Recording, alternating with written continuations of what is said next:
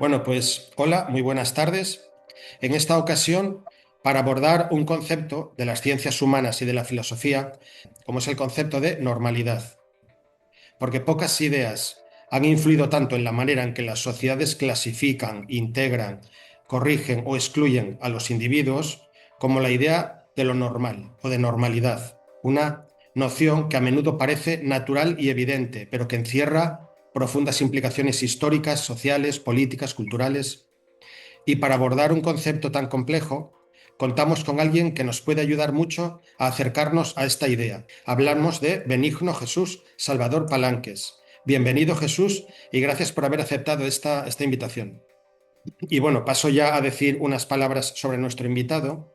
Jesús es licenciado en Humanidades y doctor en Historia Contemporánea por la Universidad de Alicante, con la tesis doctoral España contra España, defendida el 5 de mayo de 2023. Trabaja desde 1999 en el Servicio de Prevención, Extinción de Incendios y Salvamento del Ayuntamiento de Alicante. Jesús ha publicado y participado en infinidad de conferencias y artículos. Cito solo algunos de ellos. Segundo Congreso de Análisis Crítico del Presente, El periodismo en las democracias del presente, 2021. Memoria, Historia y Posverdad, Concepto e idea de España en el último medio siglo, 1970-2020, impartida en el 2022. España contra España, 2023. Memoria, Posverdad e Inteligencia Artificial, Idea de España e Imperialismo Banal en la historia de nuestro tiempo presente desde una perspectiva materialista, impartida en 2023. Congreso Internacional Posverdad, Cátedra de Filosofía Leibniz de la Universidad de Granada, 2023. ¿Quién necesita la nación, una nación fuerte? 2024. Hispanidad, Iberofonía y Paniberismo, herencia de un imperio que no fue aniquilado, 2024. El despertar de la hispanidad y la iberofonía en nuestros días, 2024. Y con esto pasamos ya a las preguntas sobre el tema que nos convoca hoy, que es el tema de la construcción social de la normalidad. Y lo primero, seguramente, es decir que no hablamos tanto de normalidad en un sentido psicológico, aunque por supuesto indirectamente nos referimos a este sentido psicológico, sino más bien a un sentido sociológico del término y en general propio de las ciencias humanas y de la filosofía. Pero lo mejor es preguntarle a nuestro invitado. Pues bien, Jesús, ¿qué significa exactamente normalidad desde la sociología y las ciencias humanas? ¿Es simplemente lo frecuente o implica también una idea de lo aceptable, correcto, legítimo, etcétera? Pues cuando quieras. Bueno, pues en primer lugar es obligado agradecer a las instituciones que respaldan que yo pueda exponer mis ideas y ante todo pues muchas gracias a Rafael, te agradezco que me hayas invitado. Yo creo que una manera muy buena de empezar es acogernos a un contexto muy mundano que está al pie de la calle, ¿no? Que es, ¿qué es la normalidad? Bueno, pues la normalidad, por ejemplo, remite a un contexto tan cotidiano como es el de las emergencias, campo al que me dedico profesionalmente. Por ejemplo, eh, todo procedimiento de emergencias contempla una fase que es la última, que es la vuelta a la normalidad. Entonces, ¿qué es la normalidad en este sentido? Bueno, pues cuando hemos asistido a los cursos que nos dan los técnicos, en este sentido, para comprender lo que quiere el legislador, en este sentido, qué significa la normalidad, qué tienen que hacer las autoridades, en este caso los bomberos, policías, etcétera, para restablecer la normalidad. Y cuando tenemos el indicio de que podemos restablecer la normalidad, nos dan una clave, y es los niños vuelven al colegio. Los niños pueden volver al colegio. Eso sería una forma de entender la normalidad. Si los niños van al colegio, se ha restablecido la normalidad. Entonces aquí ya podemos, por ejemplo, pincelar tres momentos. Hay un momento anterior, un desarrollo, un proceso, hay un proceso y hay un después, una vuelta a la normalidad y vuelve a recurrirse el ciclo. Hay un momento anterior, un momento presente, por decirlo así, y un momento posterior que es el de la vuelta a la normalidad. Eso yo creo que sería un ejemplo ilustrativo. Y otro ejemplo ilustrativo podría ser, por ejemplo, uno que he extractado una lámina de Vigilar y Castigar que introduce Foucault en Vigilar y Castigar, donde se ve, bueno, es una lámina de Andri titulada La ortopedia o el arte de prevenir y de corregir en los niños las deformidades corporales. la tengo aquí presente y bueno, pues la imagen es la de un árbol torcido al cual se le ha puesto un tablón escuadrado, unidos los dos elementos, el árbol y el tablón recto, con una cuerda para que no se desenderece el niño. En este caso, el árbol es la institución, que yo creo que aquí es la clave para entender lo que es la norma y la normalidad. Respecto a la pregunta, la gran pregunta, si es una construcción o no lo es, yo lo que distinguiría aquí es dos campos. El campo grande de la sociología o ciencias afines, ciencias sociales afines, donde básicamente viene a decir lo que se dice de la normalidad, lo que se dice. Por otro lado, tendríamos lo que es la normalidad. Preguntarnos por la esencia. No tanto por la existencia, sino por la esencia de la normalidad. ¿Qué es la normalidad y qué es la norma? Dentro de esta segunda parte, que yo creo que es el análisis más riguroso, aquí tendríamos que tirar más que del utillaje del sistema de Gustavo I, en esta segunda parte. Y respecto a la primera, la construcción social de lo que es la normalidad, bueno, pues podemos ver afinidades, por ejemplo, entre Foucault y Gustavo Bueno, por enfrentar a dos posiciones. Y yo creo que el vínculo son las instituciones. En este caso, Foucault utiliza la institución de la prisión, pero se puede extender a muchas otras que irán saliendo durante esta jornada, durante la entrevista. Concluyo. ¿Es una construcción o no lo es?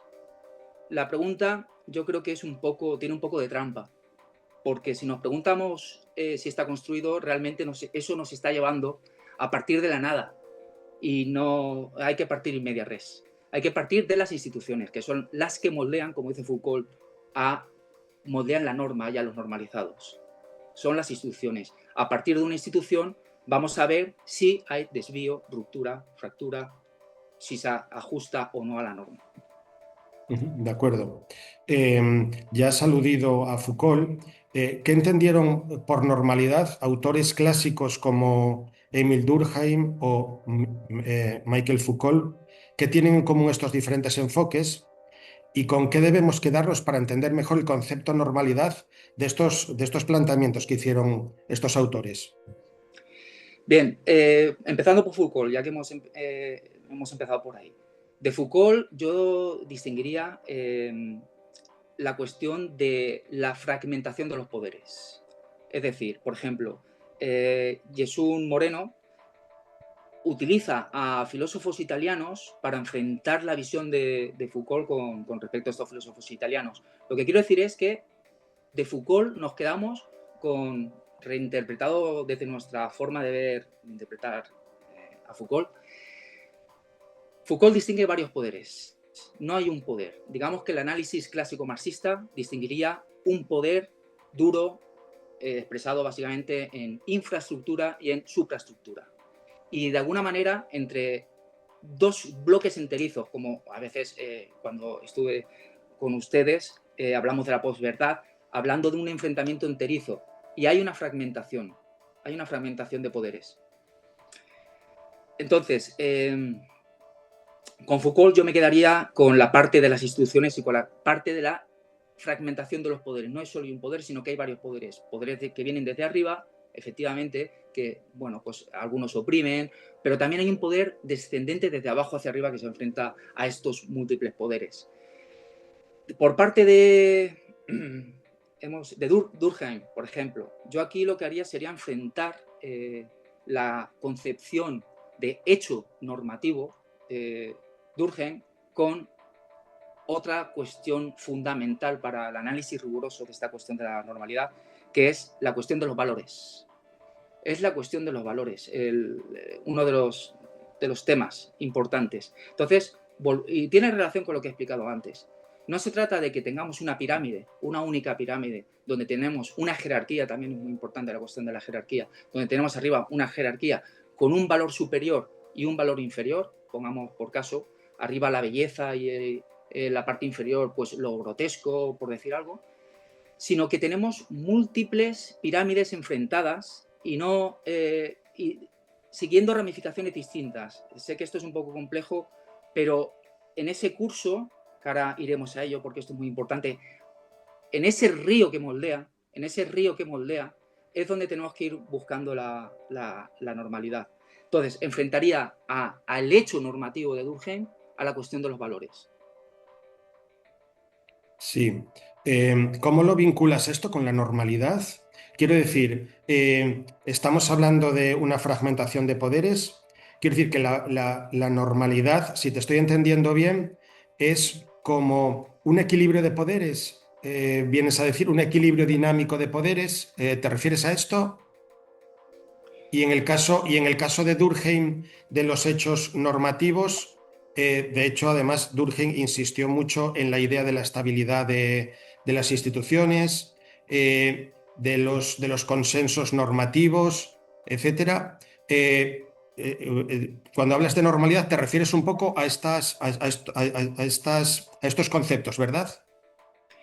Sí, básicamente lo que yo como explicaría la normalidad sería con una ilustración que viene de la institución.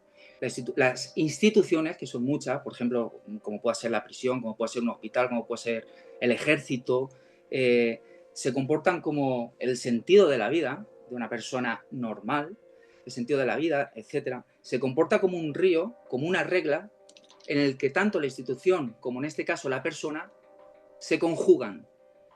El fusil y el fusilero se conjugan mutuamente. No se trata de que haya un tirador normal. Es normal si acierta. Pero claro, está recortado a la escala del fusil. La ilustración del río es la siguiente. Vamos a imaginar que tenemos un río, Sí. dos paralelas, y dentro de ese río tenemos trayectorias. Bueno, pues todo lo que vaya en línea recta en ese río, eso es la normalidad. Y dentro de la normalidad, bueno, pues hay unos márgenes y pueden haber desvíos, pero nunca te tienes que salir de ese río, de esos dos Sí, límites. un río, entiendo, un río delimitado por las propias instituciones, ¿verdad? Las instituciones son, digamos, conforman ese río. Lo que quiero decir es que una persona tiene, bueno, esto tiene su explicación en un artículo que es el ensayo de las ceremonias de Gustavo Bueno. Ujú. ¿Eh?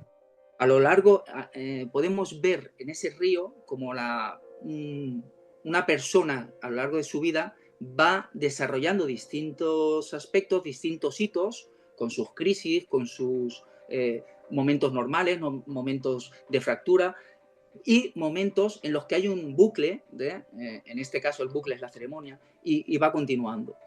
La cuestión es que ese río, podemos ponerle límites a ese río en un cuadrado, se comporta como un río o no se comporta como un río. En el momento que ya no se comporta como un río, porque, por ejemplo, el río desaparece, la institución desaparece.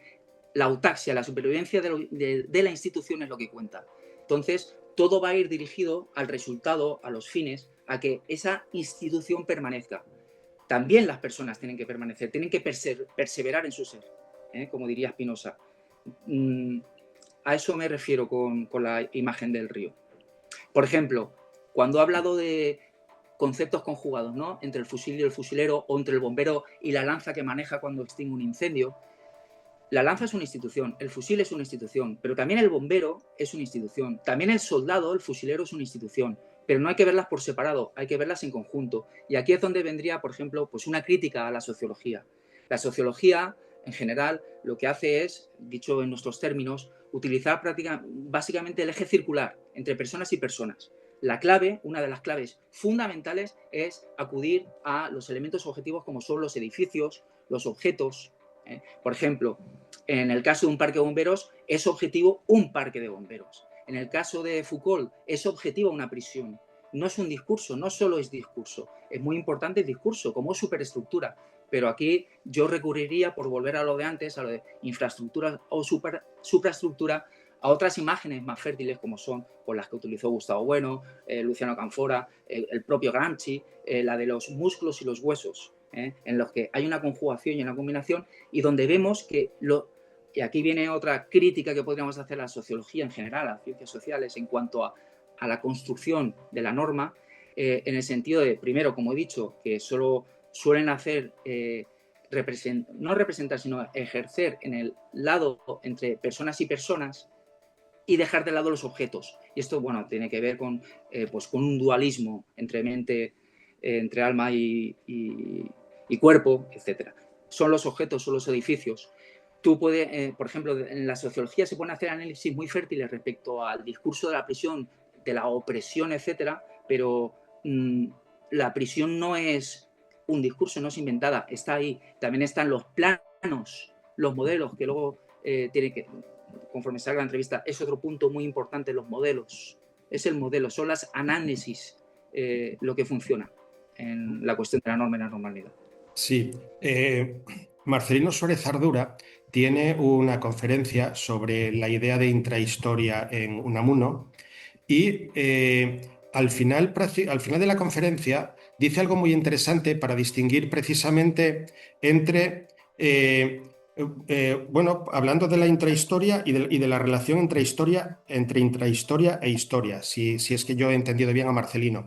Y él habla, utilizando también una distinción de Bueno, entre instituciones que, o que llevan a cabo una especie de recurrencia circular en las relaciones dentro de una sociedad, ¿no? Que imprimen unas relaciones circulares, que son las relaciones, por decirlo así, cotidianas, ¿vale? De comprar, trabajar, descansar, cuidar de los niños, etcétera. Son relaciones circulares que se mantienen en el tiempo, estas relaciones circulares, frente a las relaciones históricas que serían más bien de tipo secuencial, lineal, ¿vale? Y entonces, una manera en la que parece establecer esta distinción entre intrahistoria e historia es dinámicas de las instituciones, en cuanto que si estas instituciones generan o están generando, o mejor dicho, aquellas instituciones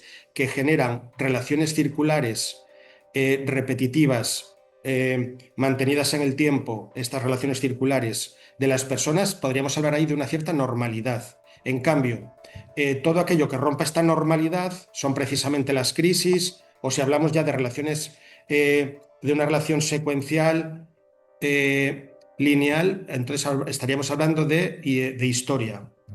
¿Vale? ¿Hasta qué punto esto permite a lo mejor este mismos conceptos definir a la normalidad?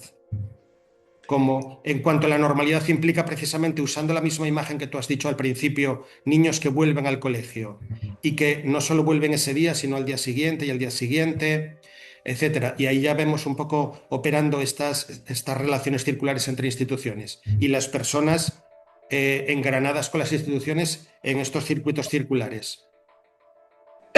Bien, bueno, muy completa la pregunta. Yo creo que respondiendo a esa pregunta, extendiéndonos, podríamos aclarar muchas cosas. Empezaríamos por el estatus de las ciencias. Entonces, el campo de la norma y de la normalidad, aunque está implicado, no tiene que ver tanto con la historia como con la antropología. Eso es fundamental. Y una estrategia de encarar el estudio, la investigación de la normalidad es tener esa distinción muy clara. Cuando estamos en un contexto, digamos, atributivos o distributivos. Contextos distributivos, los que tienen que ver con la antropología, contextos atributivos, los que tienen que ver con la historia. Aunque hay una relación. Luego espero que salga el desarrollo de esta cuestión. Respecto a... Bueno, entonces estaríamos sobre todo en el campo de la antropología. Esto lo ha explicado Luis Carlos Martín muy bien, por ejemplo, en una mesa redonda dedicada a las instituciones, donde salió estas cuestiones. Básicamente, se trataría de no salirse del campo de la antropología. Si nos salimos del campo de la antropología, estamos en otra cosa. Precisamente porque salimos de las instituciones. Respecto a... otra cuestión importante, el tema de la intrahistoria. El tema de la intrahistoria, claro, remite a Miguel de Unamuno. Miguel de Unamuno. Por aquí podemos decir varias cosas. Una, esa espuma, esa imagen es muy bonita y ha sido utilizada en historiografía muchas veces y no pocas para hacer significar, hay muchas interpretaciones, para hacer significar que la historia es la intrahistoria, es decir, la espuma de las olas. la espuma de las olas, lo que estás haciendo referencia, lo cotidiano, lo normal, el hombre de carne y hueso. Cuando yo estoy diciendo el hombre de carne y hueso, estoy pensando en estructuras morfológicas, en lo morfológico, no en lo abstracto. Unamuno, modelo. ¿Tomamos a Unamuno como modelo? Bueno, esto es muy importante. Clasificar, cribar, criticar. Saber en qué modelo nos estamos moviendo, si nos estamos moviendo en un paradigma, en un canon, en un prototipo, en un metro. Si tomamos como modelo Unamuno, nos van a salir una idea relacionada a la norma, a la normalidad, muy distinta a, por ejemplo, si tomamos a otro autor que se oponga a Unamuno. Lo tengo en la punta de la lengua, pero ahora no me sale. Hay visiones. Respecto a la cuestión de la crisis, la cuestión de la crisis nos devuelve a la cuestión de los valores. Tiene Gustavo Bueno un artículo que esto lo soluciona, yo creo que en nuestro caso. Es el... no recuerdo ahora el artículo, pero vamos, viene sobre las 4 formas de conceptualizar las crisis. Sí, conozco el artículo, lo conozco. Ese artículo Sí. resuelve la cuestión de la normalidad en muchos aspectos, porque podemos ver que tenemos enfrentado, por ejemplo, la anomia. Podemos pensar que una sociedad en crisis, porque claro, hay que partir de qué sociedad de referencia partimos. Si partimos de la sociedad española, si partimos de la plataforma de Asturias, si partimos de una plataforma regional, etcétera, etcétera.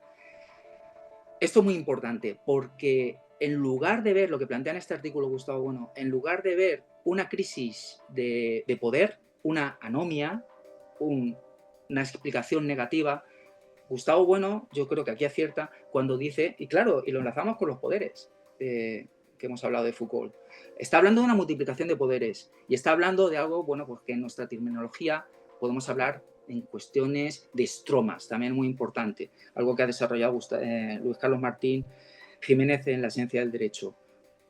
Contemplar un estroma podemos verlo como, por ejemplo, este bolsillo, como un tejido donde tenemos una urdimbre y una trama.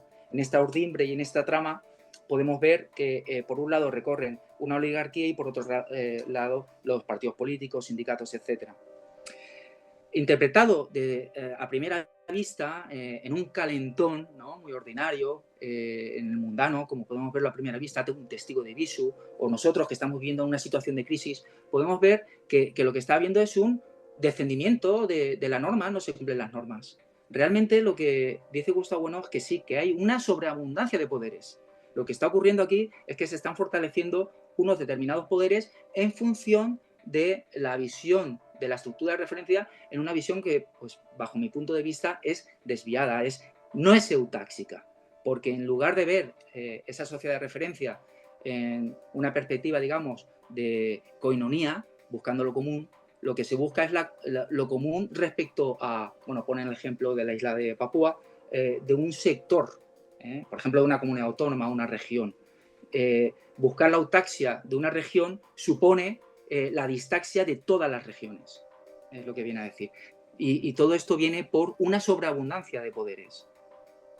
Y bien, recurrencia, fundamental, porque estamos, muy importante para hablar de la normalidad y de las normas, de lo que es, no tanto de lo que se dice como de lo que es situar, clasificar, ver dónde cae cada cosa. Hemos hablado de dónde cae cada cosa desde el punto de vista del estatus nosológico. Vamos a ver dónde cae cada cosa desde el punto de vista del plano pragmático. Cae definitivamente en el plano pragmático. Normas, autologismos y dialogismos. Aquí viene la cuestión de la recurrencia. ¿Qué es una norma? En función de lo que yo considero, en este caso, que es como hay que definir las normas. Hay otras formas, pero yo creo que realmente que la forma de definir la norma o la normalidad es atendiendo al resultado. Un resultado bueno significa la norma, y eso lo define la recurrencia, las rutinas victoriosas. Las rutinas victoriosas. En una batalla, si todos los segmentos, que no hay que analizar la cuestión de una batalla por los segmentos de una forma atómica, sino con respecto a cómo están orientados al fin, que es ganar la batalla. Un ejército se define por ganar la batalla. y todo lo que no sea ganar va en función de desviarse, de romper, incluso de haber una crisis o de desaparecer, en este caso, pues incluso ontológicamente los miembros del batallón. Y aquí, bueno, pues volvemos otra vez al par fusil-fusilero.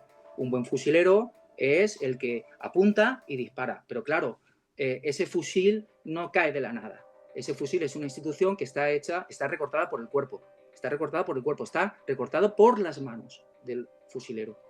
Y tanto el fusil como el fusilero se conjugan y se adaptan. Entonces, a la hora de disparar ese conjunto, ese grupo, bueno, pues si aciertan mucho y consiguen vencer al contrario, bueno, y si tienen estrategias y tácticas que consiguen vencer al contrario, bueno, pues eso puede pasar de ser, se puede institucionalizar, y es lo que se hacen las academias militares cuando observan comportamientos o estrategias que han sido a lo largo de la historia pues muy fértiles y se pueden aplicar. Rutinas victoriosas. De acuerdo. Me parece muy interesante algunos conceptos que están saliendo ahora sobre la noción de crisis. ¿Vale? ¿Cuál es la relación que estableces entre normalidad, entre norma, normalidad, rutinas victoriosas y la idea de crisis?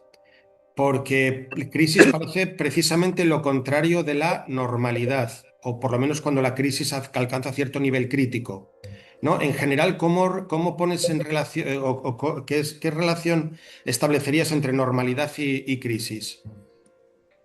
Bien, como siempre, como sabemos, es muy importante distinguir el que hemos aludido al principio. Crisis, por ejemplo, también es por lo que me afecta, que es mi profesión, que es la de bombero. Crisis afecta a catástrofes, por ejemplo, a la pandemia, etcétera. Entonces, en este caso, aquí podemos ver muy claramente, en este contexto, cómo funciona la normalidad.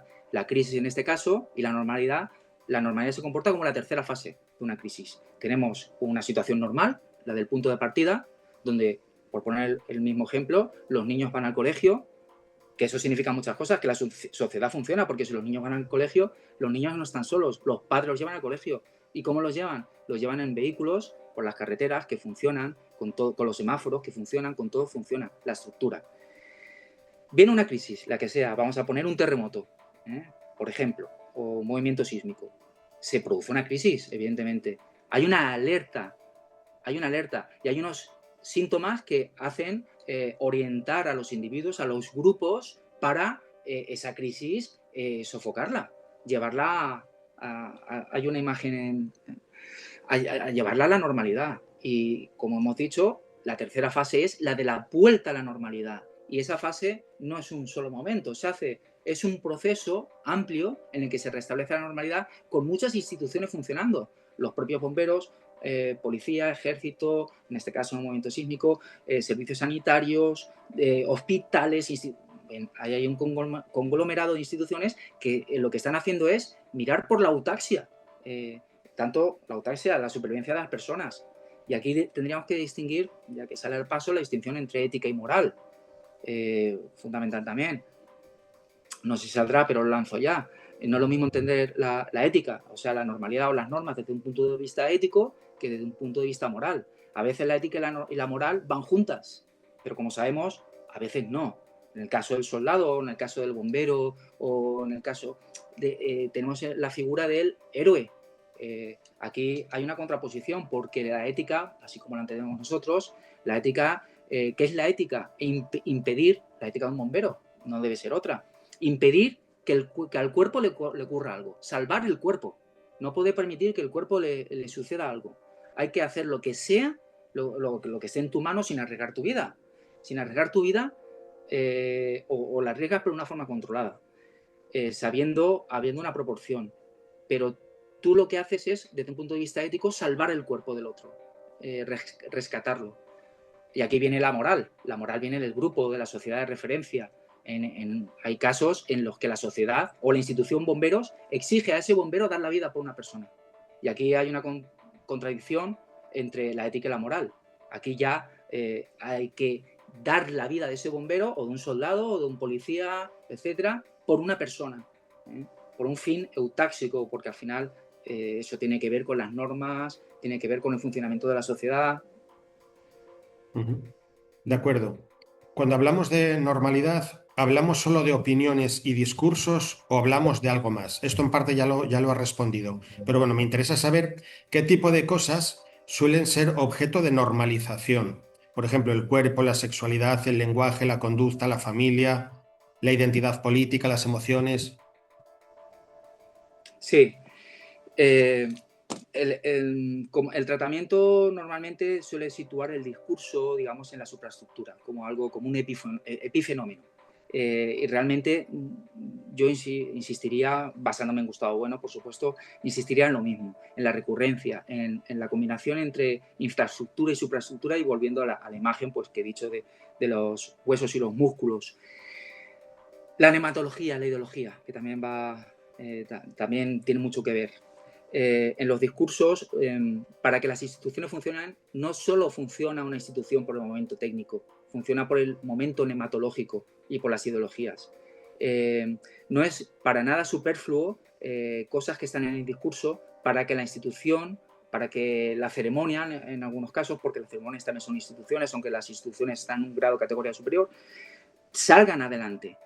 Por ejemplo, el caso de la aparición de la Virgen. La aparición de la Virgen puede verse pues, como algo superfluo en función de distintas perspectivas. Por supuesto, ENIC para el católico practicante no lo es, pero para alguien que es ajeno o que tiene, yendo, por ejemplo, a los análisis que se hacen en historiografía respecto al punto de vista de la nación o de la religiosidad, etcétera, desde el punto de vista, bueno, la historiografía lo que hace dentro del discurso es distinguir dos visiones enfrentadas de las ideas o de la idea de España o de cualquier otra cuestión, en este caso la religiosidad. Tendríamos, por ejemplo, en un lado la visión, dicho muy rápidamente, de las izquierdas y tendríamos la visión de las derechas. Por ejemplo, dentro de ese discurso, del relato que estamos hablando, tanto unas como otras pues podrían abundar en lo cotidiano, lo banal de esa aparición. Pero visto desde nuestra perspectiva, el que esos segmentos que están viendo la aparición de la Virgen, que están yendo a procesiones, etcétera, están haciendo lo que hablamos antes con Marcelino, que haya una recurrencia, que la ceremonia se celebre año tras año. Entonces, es muy importante. No es superfluo, porque todos los años hay Semana Santa. Y, por cierto, en la Semana Santa se ecualizan estas dos visiones, de las izquierdas y de las derechas. Tenemos levantando el paso a personas de todos los espectros, de izquierdas, de derechas, y todos levantan el trono. De acuerdo. ¿Existe un contrario de la normalización? Si la normalización es el proceso porque una sociedad define y difunde determinados modelos de conducta, normas, pensamiento, identidad como normales, ¿cómo deberíamos llamar al proceso inverso? Si es que consideramos que hay un proceso inverso. Desnormalización, alterización, patologización. Sí, normalmente desde la sociología y otras disciplinas se ha dado ese tratamiento, ¿no? Enfrentar, por ejemplo, lo normal a lo patológico. Y aquí, bueno, pues por ejemplo, tengo varios libros, por ejemplo, el de La patología de la normalidad, de Eric Fromm, por mencionar alguno. Yo, por ejemplo, tengo una propuesta, simplemente para orientar la respuesta, porque para mí no es el tratamiento serio, pero digamos que podemos distinguir volvemos a los planos, entre un plano metafísico y un plano dialéctico, que aquí también está el meollo. La perspectiva metafísica o la perspectiva diamérica. Vamos a la perspectiva metafísica, que es como tratan estas cuestiones normalmente a la historiografía, sencillamente, ¿no? Con la cuestión de la diferencia. Se me ha ido el hilo. ¿Qué era lo que...? La pregunta es si consideras que hay un contrario a la normalización. Pues eso es. Bien, pues entrando dentro de esta metafísica, desde lo que en otro lugar yo he hablado de la España anversa para enfrentarla a la España reversa, es decir, ahora yo lo que voy a hacer es tratar de hacer un análisis anverso, y estoy siguiendo a Luis Carlos Martín, la cuestión de los estromas. El análisis reverso implicaría utilizar, por ejemplo, el estroma de la sociedad política con los 18 poderes. No, yo ahora lo que voy a hacer es intentar hacer un discurso historiográfico coherente dentro de la narrativa metafísica. Dentro de esta narrativa metafísica, yo podría hablar de dos normalidades enfrentadas. sabiendo ya lo que sabemos, que no funciona así, sino que realmente el análisis es con los valores. Pero bueno, vamos a dar por supuesto, vamos a dar por bueno que existe una normalidad autoritaria y hay a la que se le opone una normalidad democrática. Estoy pensando, me estoy basando ahora en el libro de Anna Katarina Hoffmann, Una modernidad autoritaria. Es un libro reciente donde se ha hecho un análisis pues, con muchas novedades respecto a la historiografía, sobre todo con respecto al segundo franquismo, que de aquí yo he llegado a algunas conclusiones por mi cuenta que creo que son interesantes, que tienen que ver con el tema este de no menospreciar lo epifenoménico. Bien, pues podríamos enfrentar, por ejemplo, porque más que una normalidad y una patología, yo lo que estoy proponiendo es dos normalidades enfrentadas entre sí. En términos enterizos, que ya he dicho, quiero insistir que esto es metafísico, pero daría para un análisis historiográfico de los que abundan en la academia. Tendríamos la normalidad autoritaria, podemos pensar, pues, por ejemplo, la sociedad planificada de la Unión Soviética, el régimen de Franco y todos los ejemplos que queramos, frente a una modernidad democrática, o por ejemplo la sociedad española actual. Y en función de esto, ver qué es la normalidad en función de lo que esas dos normalidades dictan. Esas dictan, imponen. Pero claro, podemos enriquecer este análisis metafísico y no hablar solo de un poder que viene desde arriba y otro desde abajo, ascendente y descendente, sino pues enriquecerlo pues introduciendo el tema de la división, fragmentación de poderes. Pero aquí tendríamos un esquema muy funcional para intentar entender ciertas cosas. Una idea clave. Por ejemplo, la idea de España. Hay consenso, una palabra peligrosa, hay consenso en admitir que España es normal desde hace 50 años.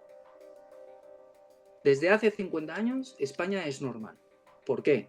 Porque nos hemos ajustado, hemos convergido, los españoles han convergido con la norma europea. Y eso lo dicta la norma de la normalidad democrática, que se enfrenta o que piensa contra la normalidad autoritaria. Aquí, por ejemplo, pues algunos analistas de todo tipo pues hablan de García Cárcel, por ejemplo, de la ecuación España-Franco. Entonces se enfrentan a esa ecuación. Y a partir de ahí, porque pensar es pensar contra alguien, a partir de ahí definen lo que es la normalidad democrática. No sale del vacío. En función de eso, define lo que es la normalidad democrática. Entonces, somos normales desde 50 años. Aquí viene el problema, que es Europa, porque podemos decir que es España en función, por ejemplo, de las alternativas de Bono, que tenemos 6 alternativas. Pero, ¿qué es Europa? Europa, bueno, pues para muchos, yo también dentro de la historiografía, ya se empieza a ver que Europa, pues básicamente son y aquí viene el tema de distinguir los esquemas de identidad, sociedades canónicas, Francia, Inglaterra, Italia, España, y aquí habría que ver qué lugar ocupa España en este caso, si está en la periferia, si no está, si forma parte de España, de Europa, cuando sabemos que España siempre ha formado parte de Europa, etc. Por ahí iría Sí, iba a preguntarte, me parece muy, muy interesante estas dos normalidades que distingues, y yendo un poco más, o mejor dicho, ahondando precisamente en estos dos tipos de normalidades, y era un poco también el sentido inicial de la pregunta, si cuando se instituye a través de las instituciones e instituciones que implican una recurrencia, cuando se instituye la normalidad, la norma, si esto no implica también diaméricamente establecer, crear instaurar al mismo tiempo dentro de esa misma normalidad qué es lo patológico, qué es lo desviado, un poco en el sentido de Foucault, ¿no? De cómo inmediatamente ya se está estableciendo quién es el delincuente, quién es el desviado, etcétera. No sé si compartes un poco esta idea, ¿no? Y esto a lo mejor se vería muy bien en el tipo de normalidad que has llamado autoritaria, ¿no? ¿Hasta qué punto una normalidad autoritaria, cuando se instaura como tal normalidad, no está definiendo indirectamente también quién es el delincuente, el desviado, etcétera? Bien, yo así pensando rápidamente, lo que haría sería enlazar los dos elementos de la pregunta que haces con la cuestión de la ideología.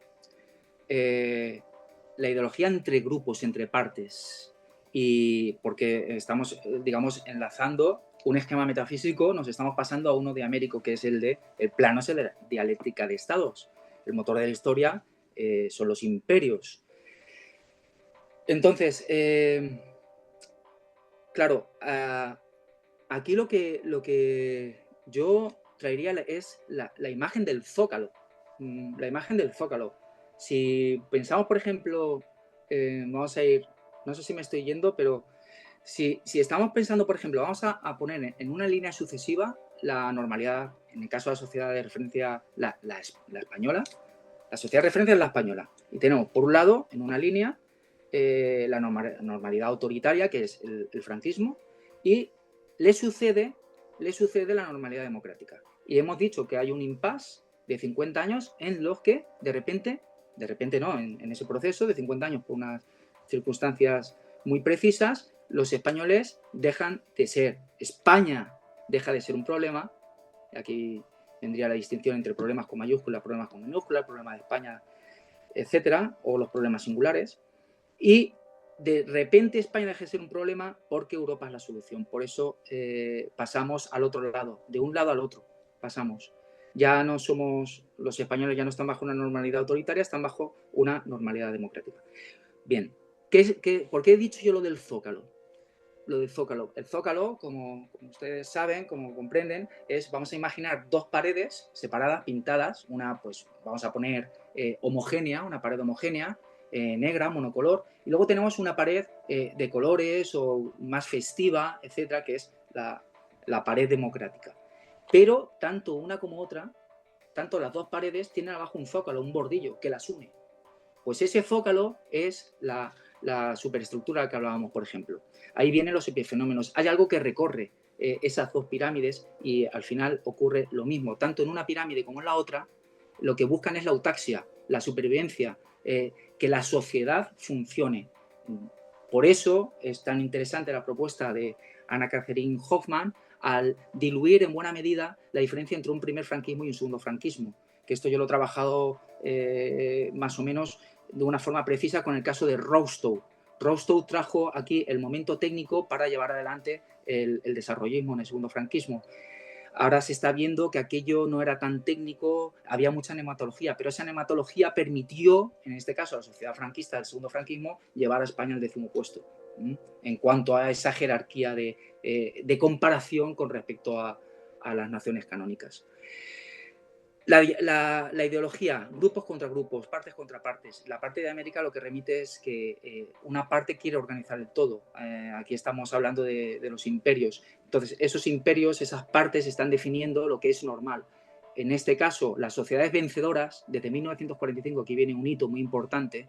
De hecho, he recogido muchos artículos o varios que refieren la vuelta a la normalidad o año cero en 1945, me estoy acordando de Julián Casanova, me estoy acordando de Cira Vox, un libro Año Cero, me estoy acordando de distintos análisis, donde viene a decir que 1945, si es o no un punto de partida. Para muchos lo es, por ejemplo, la idea de España que tenemos actualmente, o la hegemónica, por decirlo en términos de paradigma, es la que viene a decir que la nación es un camelo, por decirlo así rápidamente. Las naciones son un camelo y aquí ya pues viene la cuestión de las equiparaciones. Entonces tendríamos aquí casos, por ejemplo, como de José Álvarez Junco. Dicho muy rápidamente, podríamos decir que la bomba atómica acabó con la idea de progreso, algunos se caen del caballo y dicen, bueno, esto no puede continuar así, no son las naciones es un epifenómeno y tenemos que hacer otra cosa. Y otra cosa es, pues, en el caso que hemos dicho, dejar de ser españoles, o convertir, transformar la marca España en otra cosa, tomar otros modelos, no por ejemplo tomar el modelo uno a uno, sino por ejemplo tomar el modelo de la cantante esta Taylor Swift, ¿es? Sí. Creo que sí. Por ejemplo, tomar ese modelo de referencia, otros modelos, otros valores en relación a la cuestión de los valores. No sé si te he contestado, Rafa. Sí, sí, me has contestado y nada, y además tiempo habrá para seguir todavía matizando en todos estos aspectos. Pues nada, cambiamos ahora de bloque relativamente, ¿vale? Y bueno, si estamos hablando de tipos de normalidad, ¿vale? Y estamos hablando también de los procesos, los motores también de estos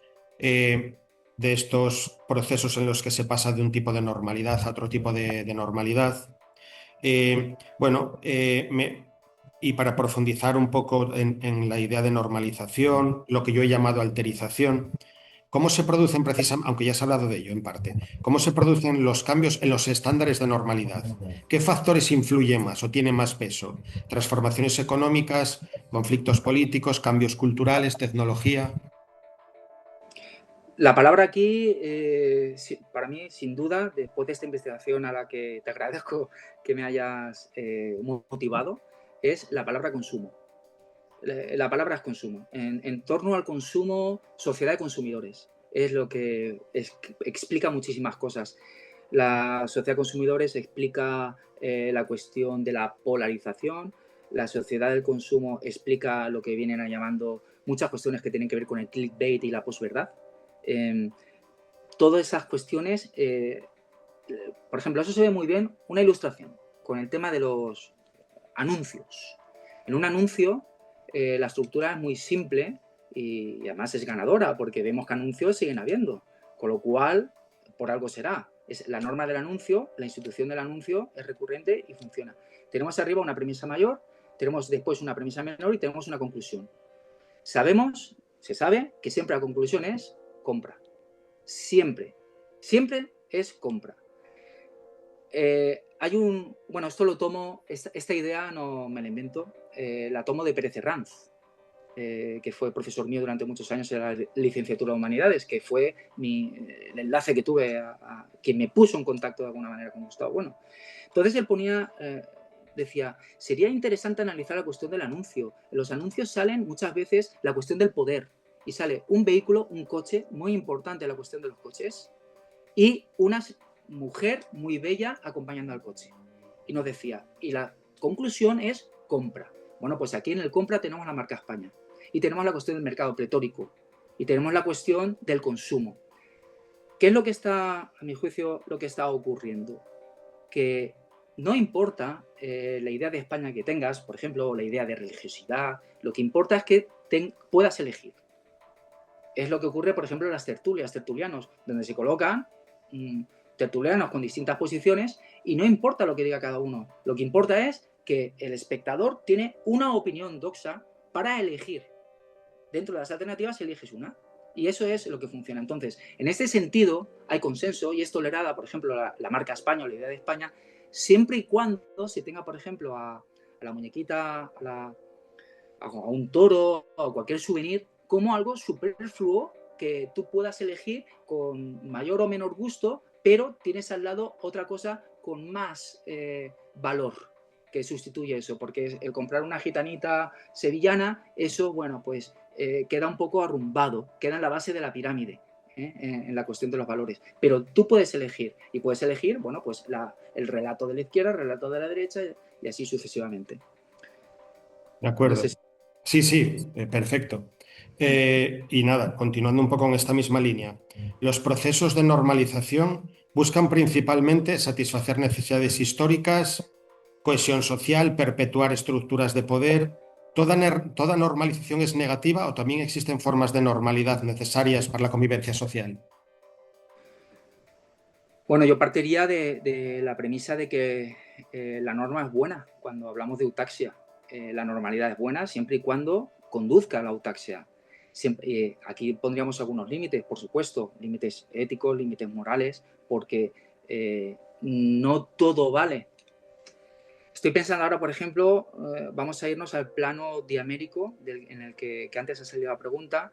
Podemos distinguir dos formas de funcionar. Tenemos una norma generadora, por ejemplo, muy importante, y tenemos una norma depredadora. Dentro de la normalidad generadora, y si enfrentamos la normalidad generadora a la normalidad depredadora, la normalidad se ve de una forma muy distinta.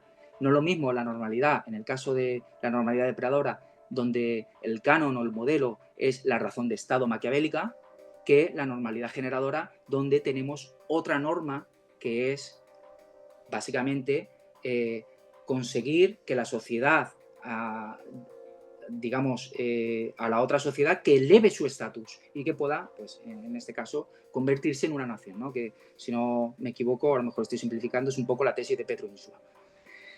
Entonces, dentro de esto tenemos dos formas diaméricas de entender la norma, dentro de la norma generadora y dentro de la norma depredadora. Dentro de la razón de Estado, por ejemplo, claro, aquí viene, cuando he dicho España es normal desde hace 50 años, porque ha seguido la norma europea.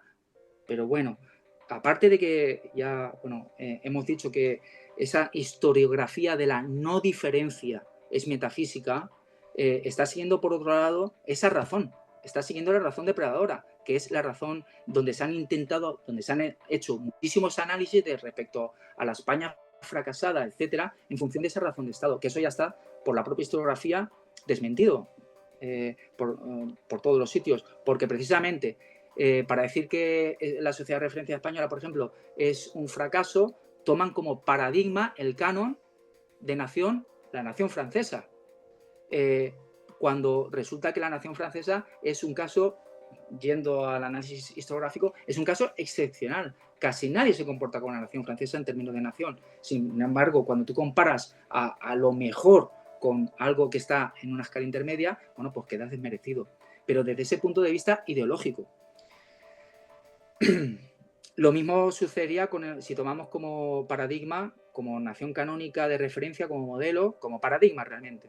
Si el paradigma la Inglaterra, España va a quedar evidentemente dentro de ese esquema de la nación depredadora muy minusvalorada con respecto a la revolución industrial. Pero es que realmente eso lo explicaba Gustavo Bueno en España frente a Europa. Que por cierto me ha sorprendido mucho al releer Gustavo Bueno España frente a Europa, que todo lo que los últimos resultados historiográficos defienden respecto a que España no es diferente, eso ya lo decía Gustavo Bueno, con un análisis muy preciso. Me ha sorprendido muchísimo la idea de decadencia, etcétera. Entonces, es muy importante saber de dónde cae la norma y saber que no parte de la nada y que partimos in media res de las instituciones, de los imperios. Al final, yo podría resumir en que es el imperio el que define lo que es normal. Los imperios vencedores sabemos cuáles son desde 1945. Esos son los que establecen la normalidad en lo que podríamos llamar Occidente. De acuerdo. Y dentro ya de los propios estados, ¿qué papel desempeñan instituciones como la escuela, la medicina, la psiquiatría, la prisión, los medios de comunicación o las redes sociales en la producción de normalidad? Bien, bueno, por ejemplo, ahora yo seguiría, por ejemplo, los análisis de Marino Pérez y ideas, por ejemplo, como lo de qué es lo normal, ¿no? Entonces, aquí hay una adulteración respecto a lo que es lo normal. Esto se desplaza, se puede desplazar lo que es normal. En un momento dado puede interesar que lo normal sea una enfermedad como la depresión, pero simplemente pues en otras sociedades esa palabra no existe y la sociedad, por ejemplo, estoy pensando en un ejemplo que utiliza Marino Pérez, que es Japón. En Japón, y volviendo al tema de las catástrofes, está estudiado que en Japón, por ejemplo, no había tanta depresión, no había depresión. Tenían un término para, digamos, la sociedad defenderse de catástrofes. Y había un término que ahora no recuerdo, creo que está en La sociedad vulnerable, lo explica esto. La sociedad japonesa tiene un término para reaccionar, para enfrentarse a lo que realmente la tesis de Marino, entre otros, que no se trata tanto de trastornos mentales como de problemas. En la vida hay problemas. Los japoneses, ante el problema de una catástrofe, bajo este término original, lo que hacían era ayudarse, ayudar al otro, ayudar al prójimo. Estamos hablando de, por lo que hemos hablado antes, de términos éticos y morales. Y eso implicaba el acompañamiento, por ejemplo, y eso, pues bueno, estaba estudiado que no había tantos casos de depresión. En el momento en que las industrias farmacéuticas introducen un nuevo término, que es el de depresión, y además lo acompañan del miedo, añadiendo que cuando una serie de síntomas ad hoc definen la depresión y que además esa depresión puede conducir a la muerte, de repente esa sociedad de referencia que no tenía depresión se dispara a depresión con el tratamiento y el diagnóstico correspondiente. Entonces, por ejemplo, aquí sí que hay una construcción, aquí el discurso funciona, pero no es solo discurso, hay muchas cosas más removiéndose. No sé si te he Sí, contestado, sí, Rafa. de acuerdo. Y además me parece muy acertada esa referencia a Marino Pérez, porque Marino insiste muchísimo en cómo los problemas se originan afuera, precisamente en instituciones, en procesos, estructuras que están fuera del individuo y que luego pueden pasar al individuo, ¿no? Y muy bien esa referencia también a Japón.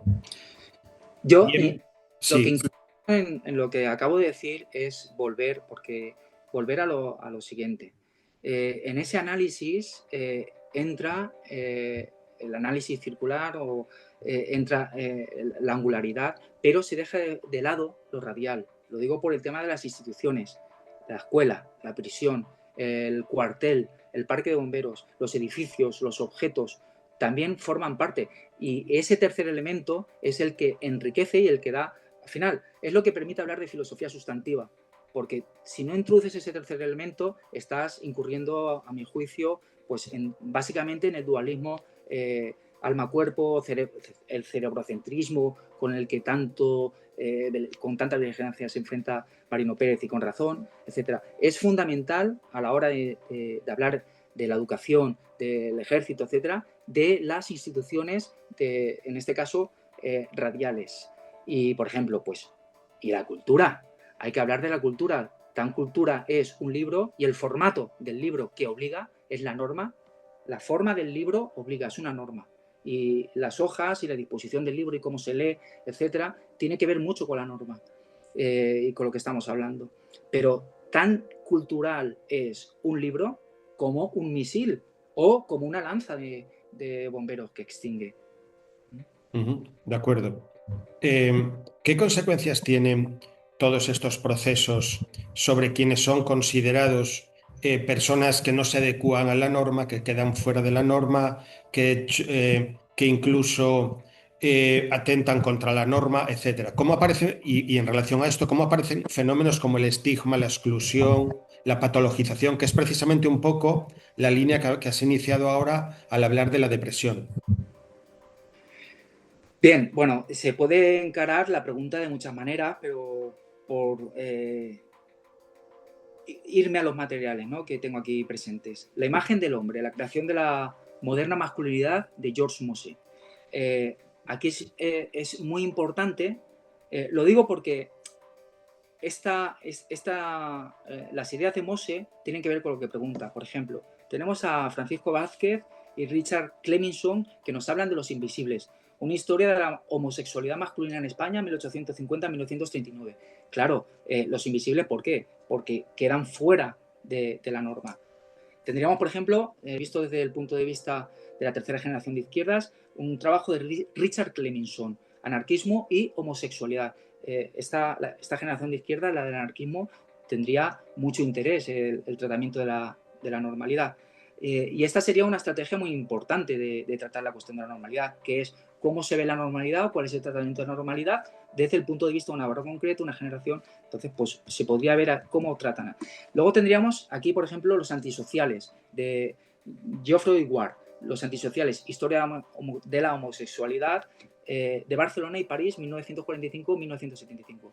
Claro, aquí, dicho de una forma un poco esquemática, vendríamos a decir que la norma la establece en este caso la imagen del hombre, la creación de la moderna masculinidad.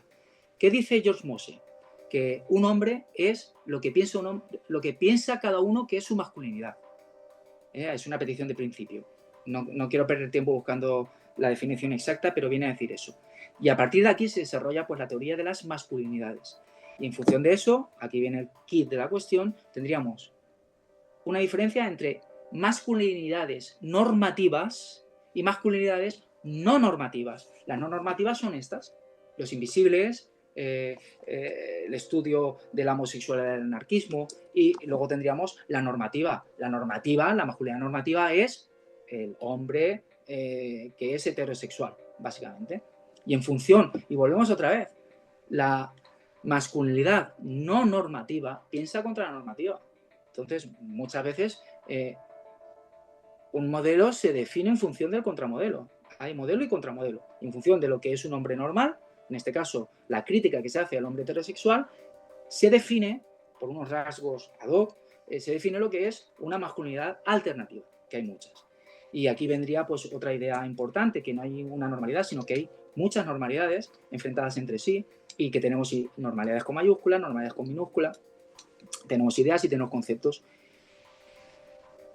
Y podríamos hablar de más casos, de marginación, de estigma. Por ejemplo, aquí juega un papel muy interesante los estudios de Fraser en cuanto a relacionar las isologías con la contigüidad. Ese sería un aspecto muy rico. Pero yo creo que lo lanzo ya. Lo que hay que preguntarse es lo siguiente: si la idea o la cuestión de la normalidad explica lo suficiente. ¿Hasta qué punto explica? Lo digo porque, por ejemplo,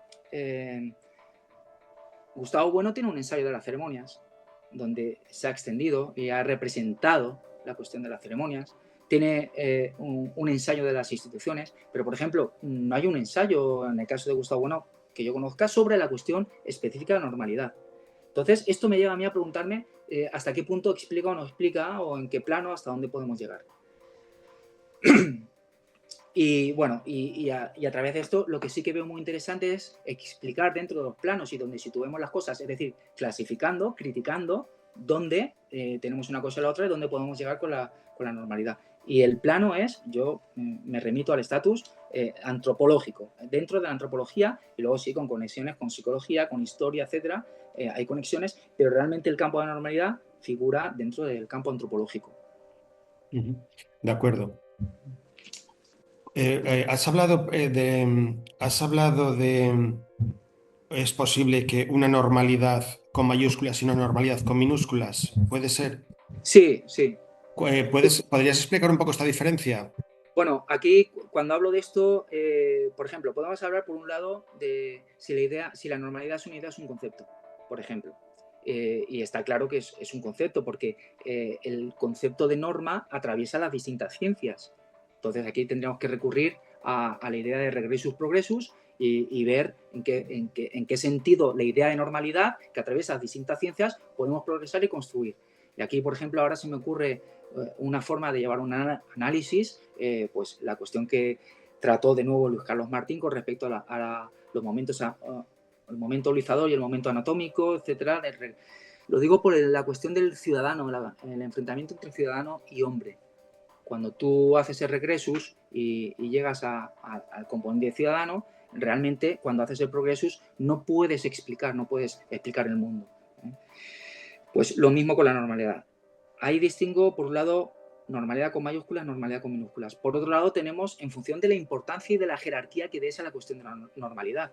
Por ejemplo, por ir a Foucault. Foucault, tengo redactado para preparar esta intervención algunos fragmentos donde destaca la función de la norma y lo que es la norma, y la llama norma con mayúsculas. Norma con mayúsculas, porque no es una cosa cualquiera. La norma tiene muchas consecuencias. Y aquí viene otra idea importante, la cuestión emic y etic. Parece ser, porque vigilar y castigar lo he leído en diagonal, no he profundizado, pero parece ser que aquí juega mucho la cuestión emic. Parece ser que a Foucault le vino muy mal el paso por las escuelas normales. Se ve que sufrió mucho. Pero aquí viene, por ejemplo, Pérez Herranz. Pérez Herranz, si analizas toda su obra, tiene una pregunta fundamental. Lo explicita en su último trabajo, que es una sucesión de distintos libros. Dice Pérez Herranz: yo siempre me he preguntado por qué la humanidad sufre. Es el sufrimiento. Pero claro, aquí estamos en una escala ética, y donde yo creo que está el meollo de la cuestión es en el criterio político. Normalidad con minúsculas, con mayúsculas, conceptos, ideas. Luego tendríamos academia con minúsculas o academia con mayúsculas. Claro, yo donde llevaría el análisis sería la academia con mayúsculas, que es la de Platón. ¿Qué significa la normalidad desde la tradición platónica, básicamente desde lo que para mí representa la escuela, el materialismo filosófico, la escuela de Oviedo? Analizar la normalidad con minúscula, pues podrían hacerse análisis muy buenos con los que se nutriría la academia con mayúsculas, pero desde el punto de vista que he desarrollado anteriormente, la historiografía metafísica. Punto de partida. como punto de partida para criticarlo, para pensar contra esa normalidad con minúsculas e intentar pues, construir algo que yo creo que pueda ser digno de decirse desde una normalidad con mayúsculas. Pero teniendo en cuenta que parece ser que en la escala de la jerarquía, de las categorías, por así decir, la norma no parece que tenga un plano demasiado elevado. Por ejemplo, estoy pensando ahora en la correspondencia entre instituciones y ceremonias. Las instituciones están muy por encima categorialmente de las ceremonias. Bueno, pues las normas tienen su sitio adecuado, se pueden hacer trabajos muy interesantes, muy importantes, pero teniendo en cuenta el plano en el que nos movemos. Por eso lo de minúscula y mayúscula. Pues nada, si la ventana de Overton describe el desplazamiento de los límites de lo aceptable, ¿hasta qué punto puede una sociedad normalizar ideas impensables, ideas que considera aberrantes? Quiero decir que ¿existen límites a estos procesos de normalización o desnormalización? ¿O se puede prácticamente normalizar casi cualquier cosa? Bien, yo aquí hablaría de dos cosas. En primer lugar, que la pregunta yo la ceñiría al brazo de lo que se dice de la norma. Porque si hablamos de lo que es la norma, el límite sería muy preciso. Es la autaxia, la supervivencia. Ese límite, esa línea roja no se puede franquear. Cuando dices eutaxia, te refieres a la eutaxia de la sociedad política. Sí, bueno, sobre todo la sociedad política, pero también, por ejemplo, la supervivencia de la persona, la vida. No se puede morir, no se puede uno suicidar, no puede hacer todo eso respecto a lo que es. Respecto a lo que es. Respecto al estroma o lo que se dice que es. Aquí entramos a los límites, se puede decir cualquier cosa. Aquí es el terreno peligroso. Se puede decir cualquier cosa, porque en función de, bueno, Spinoza lo expresa muy bien en un aforismo. Viene a decir algo así como de ideas equivocadas vienen más ideas equivocadas, o algo parecido. Al final, en función de cómo, si tú estableces una norma y esa norma te lleva al desastre, pues lo normal es que vayas al desastre. Por ejemplo, vuelvo otra vez a Marino Pérez. Marino Pérez pone un ejemplo en el que tengo que buscarlo en el cuerpo, no en el cerebro. Tengo que buscarlo dentro y fuera, otra idea peligrosa, dentro o fuera. No es apotético, paratético, como hay que pensar. Pero Marino pone un ejemplo. Volvemos al mando de bomberos o a un mando del ejército, un mando de policía. Vamos a suponer que este mando del ejército, por decir algo, que la historia militar me está interesando mucho. Un mando del ejército tiene, hablando pues de Skinner, etcétera, de los sistemas de recompensa, de la conducta normal. Vamos a suponer que dentro de la esfera, también muy importante, de la esfera de este mando, de cómo se mueve, este mando, por lo que sea, ha tenido una serie de recompensas que le llevan a obligar a sus subordinados sobre los que manda a hacer conductas que realmente podríamos meter dentro de la neurosis, por decir de alguna manera. Es decir, vamos a suponer que este mando se obsesiona con una norma, como pueda ser vestirse, los equipos de intervención, de una manera determinada y siempre muy rigurosa, y hay que llevarla a efecto sin tolerancia, aunque la idea de tolerancia es que tiene mucho desarrollo, pero lleva al extremo esa medida, esa norma. ¿Y eso por qué? Porque su conducta la ha ido premiando en ser cada vez peor. Porque realmente esa norma no lleva al buen funcionamiento del grupo, porque esa norma se puede, la de vestirse, la de llevar EPIs o la vestimenta o los vestidos, trajes adecuados, se puede interpretar pues, de una forma más laxa, pero él es férreo y eso lleva pues, a que el grupo se vista, por ejemplo, con condiciones de calor con todo el equipo y bueno, pues tiene una lipotimia, por ejemplo. Pero como la norma dice, está escrito que hay que ir con este uniforme, pues el subordinado se lo tiene que poner sí o sí, llueva o truene. ¿Y eso por qué? Porque esta esfera, este mando en concreto, pues ha ido perfeccionando su defecto, que es no dar órdenes adecuadas, proporcionadas, por ejemplo, al contexto del ambiente. Hace mucho calor, pues me puedo quitar una prenda. Entonces, en ese sentido, la norma, y hablando dentro de esta cuestión de la esfera, pues lleva a una solución mala, lleva pues a que cada vez este mando es peor, porque se está perfeccionando en una idea mala. Le he dado un poco de vueltas, pero creo que el ejemplo, yendo al texto, es muy ilustrativo. Sí, estoy de acuerdo. Sí, y esto enlaza con una pregunta que habíamos dicho antes, que cuáles son los factores que impulsan los procesos de normalización.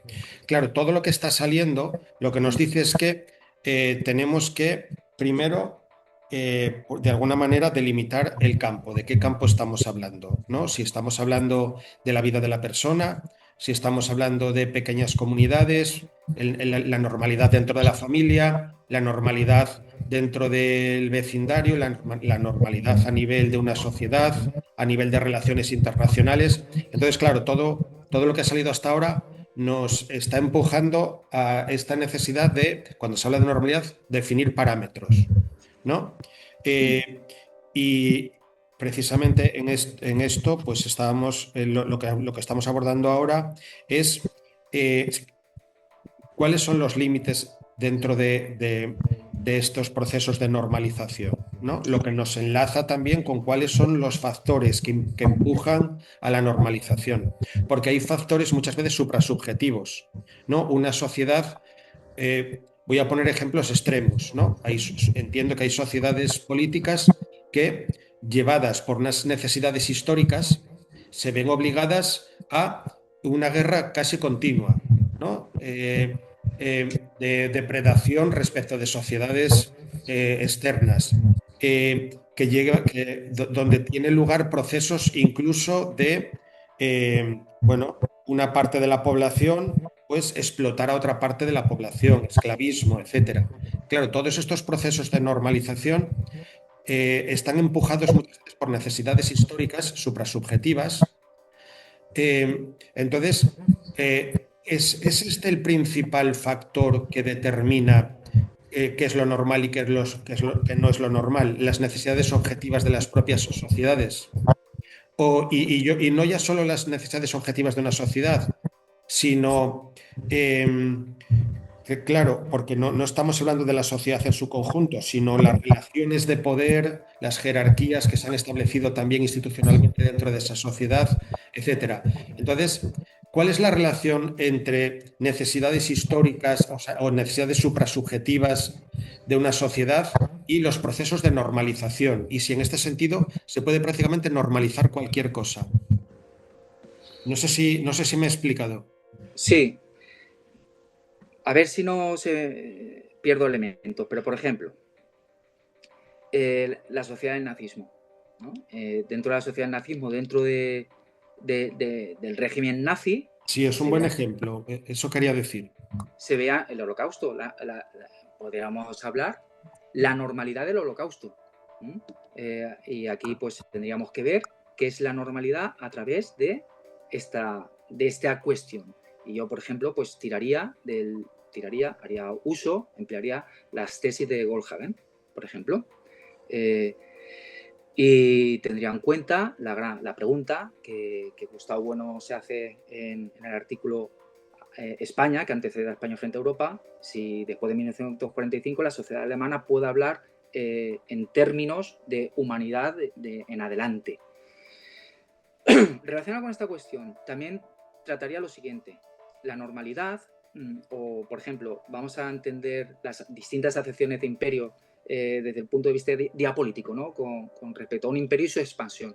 Bueno, pues podríamos decir que todo vale hasta cierto punto. Es decir, un imperio se puede expandir, pero lo que no puedes hacer es aniquilar a toda la sociedad que estás colonizando. Eso yo creo que es un límite que, salvo casos muy puntuales y muy excepcionales, como es en este caso el régimen nazi, que quería durar 1000 años, no se lo plantean en general.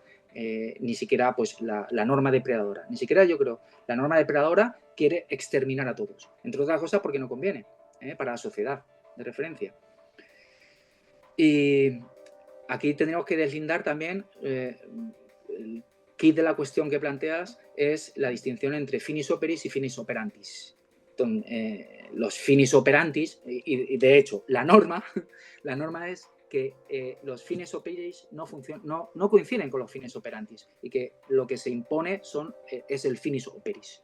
Y el finis operis, pues volvemos a lo mismo, es la autaxia, es la supervivencia de la sociedad en el tiempo. Y aquí viene la recurrencia. Aquí podemos medir qué sociedad es más normal, pues aquella que dure más tiempo. Por ejemplo, si España es normal desde hace 50 años, pues nuestra normalidad, aunque la historiografía metafísica dice que ya España ya no es diferente, pues yo objetaría que sí que es diferente, porque tenemos una normalidad de 50 años, muy inferior, medible, cuantificable con respecto a la normalidad de países que nacen, por ejemplo, en 1945, etcétera, etcétera. De acuerdo. Pues podemos cambiar ahora de bloque y llevar el tema de la normalidad a la vida cotidiana, ¿no? Y cómo esta normalidad o falta de normalidad se traduce en los distintos aspectos, contextos de la vida cotidiana. Y una primera pregunta que podemos plantearnos respecto a esto es: ¿en qué momentos de nuestra vida cotidiana actúa la normalidad sin que apenas nos demos cuenta? Formas de vestir, hablar, relacionarnos. Sí, claro, la normalidad está por todas partes y yo aquí volvería a tirar del ensayo de las ceremonias. La normalidad está en el desayuno. Podemos poner predicados a, por ejemplo, un desayuno es normal, dependiendo de cómo entienda la familia. Si entendemos la familia como una familia prototipo en el que tenemos padre, madre, hijos, bueno, pues cuando están todos juntos, desayunando, un desayuno saludable a las 8 y llegas a tiempo al colegio, etcétera, etcétera. Y un desayuno no normal sería, bueno, pues por ejemplo, ocurre que el microondas no funciona, no puedo hacer las tostadas, y en fin, eso es lo cotidiano, pues porque claro, un desayuno sin tostadas, pues no es un desayuno. Eso pues, puede ser un ejemplo muy mundano, pero la normalidad está por todas partes. La normalidad, a ver, no sé si hay muchos ejemplos, no he traído el mejor. La normalidad cotidiana. Por ejemplo, volviendo a Michael Billig, nacionalismo banal. Según Michael Billig, el nacionalismo banal es muy importante el concepto de la banalidad. También lo tenemos a Hannah Arendt, ¿no? con el tema este de la banalidad del mal. Nacionalismo banal. ¿Qué es un nacionalismo banal? El nacionalismo banal es cuando entendemos pues, el poder blando, el soft power. Entonces, todo lo que tenga que ver un desayuno que incluya elementos de españolidad, pues para Michael Billig va a ser algo superfluo, que está en una superestructura, y seguramente para esta corriente, para este paradigma, un desayuno normal no es eso, porque España es un problema. Un desayuno normal debería ser desayunar conforme establece la norma europea. Pues tendríamos que hablar de breakfast, y en vez de desayunar, pues no sé, una familia española normalmente, hasta ahora, pues desayunaba entre las 8 y las 9, pues habría que ver cuándo desayuna un alemán y qué es lo que ingiere un alemán o un francés o un inglés, etcétera, etcétera. De acuerdo. ¿Y qué papel desempeña la vergüenza en los procesos de normalización? Y no solo vergüenza, sino también el ridículo. ¿Son herramientas para hacer que las personas se ajusten a las expectativas sociales? Y aquí creo que enlaza muy bien con con un tema que vienes insistiendo continuamente, que es el tema de la norma, ¿no? De la norma, de las rutinas victoriosas, y cómo estas normas, quizás cuando se interiorizan, pues entonces son estas mismas normas interiorizadas las que están impulsando esta vergüenza, este ridículo, etc. Vale. Yo aquí, bueno, esto te lo he dicho antes, antes de empezar esta sesión. Yo esto lo he tratado en la tesis doctoral basándome a partir de análisis de Tomás Pérez Bejo, el tema de la culpa. Aquí, en torno a la vergüenza, tenemos una constelación de términos, palabras, conceptos, etcétera, como entre los que gira la vergüenza, vergüenza, por supuesto, la culpa y el éxito. El éxito. Entonces, el éxito, digamos que no es algo, claro, y volvemos a lo de la idea de España, el fracaso. El éxito no es algo que, digamos, es como el fracaso, como el atraso. No es una categoría seria, es metafísica. Hablar en estos términos es metafísica. Porque el atraso, bueno, pone, por ejemplo, el ejemplo de la monarquía. ¿La monarquía es un atraso o es un adelanto? ¿En función de qué? Bueno, pues, y él pone el ejemplo de una hipotética monarquía en una sociedad de referencia que no tiene monarquía, pero en un futuro implanta la monarquía y entonces, claro, respecto a esa sociedad, España ya es un adelanto, la monarquía. Sin embargo, para otras, la monarquía es un atraso. La vergüenza. Yo, donde mejor, bueno, tirando del utillaje, no del sistema. Tirando del utillaje de Bueno, Gustavo Bueno distingue dos acepciones de vergüenza. Estoy hablando de memoria, tendría que ir al texto. Pero básicamente distingue una acepción clásica, que digamos que tomamos de los franceses, donde vergüenza es lo que entendemos normalmente. Normalmente la vergüenza es lo que entendemos. Todos sabemos lo que es la vergüenza. Haces algo, pues por ejemplo, no te... Claro, y aquí viene otra cuestión, lo de los usos y costumbres, que podríamos enlazarlo con las partidas. Bueno, usos y costumbres, las normas, la vergüenza. Desde la acepción francesa, vergüenza es pues, comportarte mal, ir mal vestido, dependiendo de qué evento, en una boda, etcétera, no comportarte como te tienes que comportar. Pero Gustavo Bueno da un paso más y redefine la vergüenza en términos de exhibición.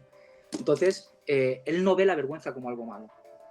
Gustavo Bueno lo que ve en la vergüenza es, y ponía el caso de un político en el que mostraba, al hablar de memoria histórica, en este caso el político, lo que hacía era explicitar ante el público, que pudiese verle, su carencia respecto al conocimiento de la cuestión. Entre otras cosas, pues al no saber distinguir entre historia y memoria. Y la solución que proponía Gustavo Bueno en este caso es que el espectador en este caso es responsable. ¿Por qué? Porque puede coger el mando y cambiar de canal. Y no tiene por qué estar obligado a ver ese canal de televisión. Por otro lado, respecto a la vergüenza, podemos enlazarlo con la cuestión del orgullo, con algo que, por ejemplo, pues yo creo que esto lo tiene tratado Unamuno, con cuestión de la, muy importante, porque aquí es donde está el ámbito del tratamiento de las normas, que es en el campo práctico, las tecnologías, las técnicas.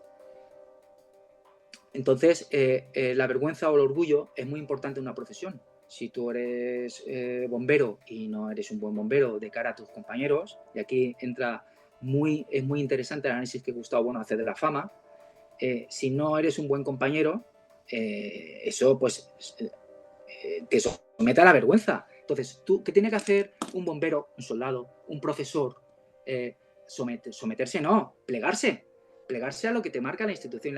En este caso, la institución, vamos a poner la educación, el ejército, etcétera, funciona como una regla y un bolígrafo. Te marca. Coges una regla, coges un boli y marcas la línea recta. Pues aquí estamos viendo cómo te tienes que comportar. Para no tener vergüenza. Si tú en vez de coger la regla haces un rayajo torcido, pues te estás torciendo. Tendrás que volver a la línea recta. Entonces, en este caso, el orgullo es muy bueno.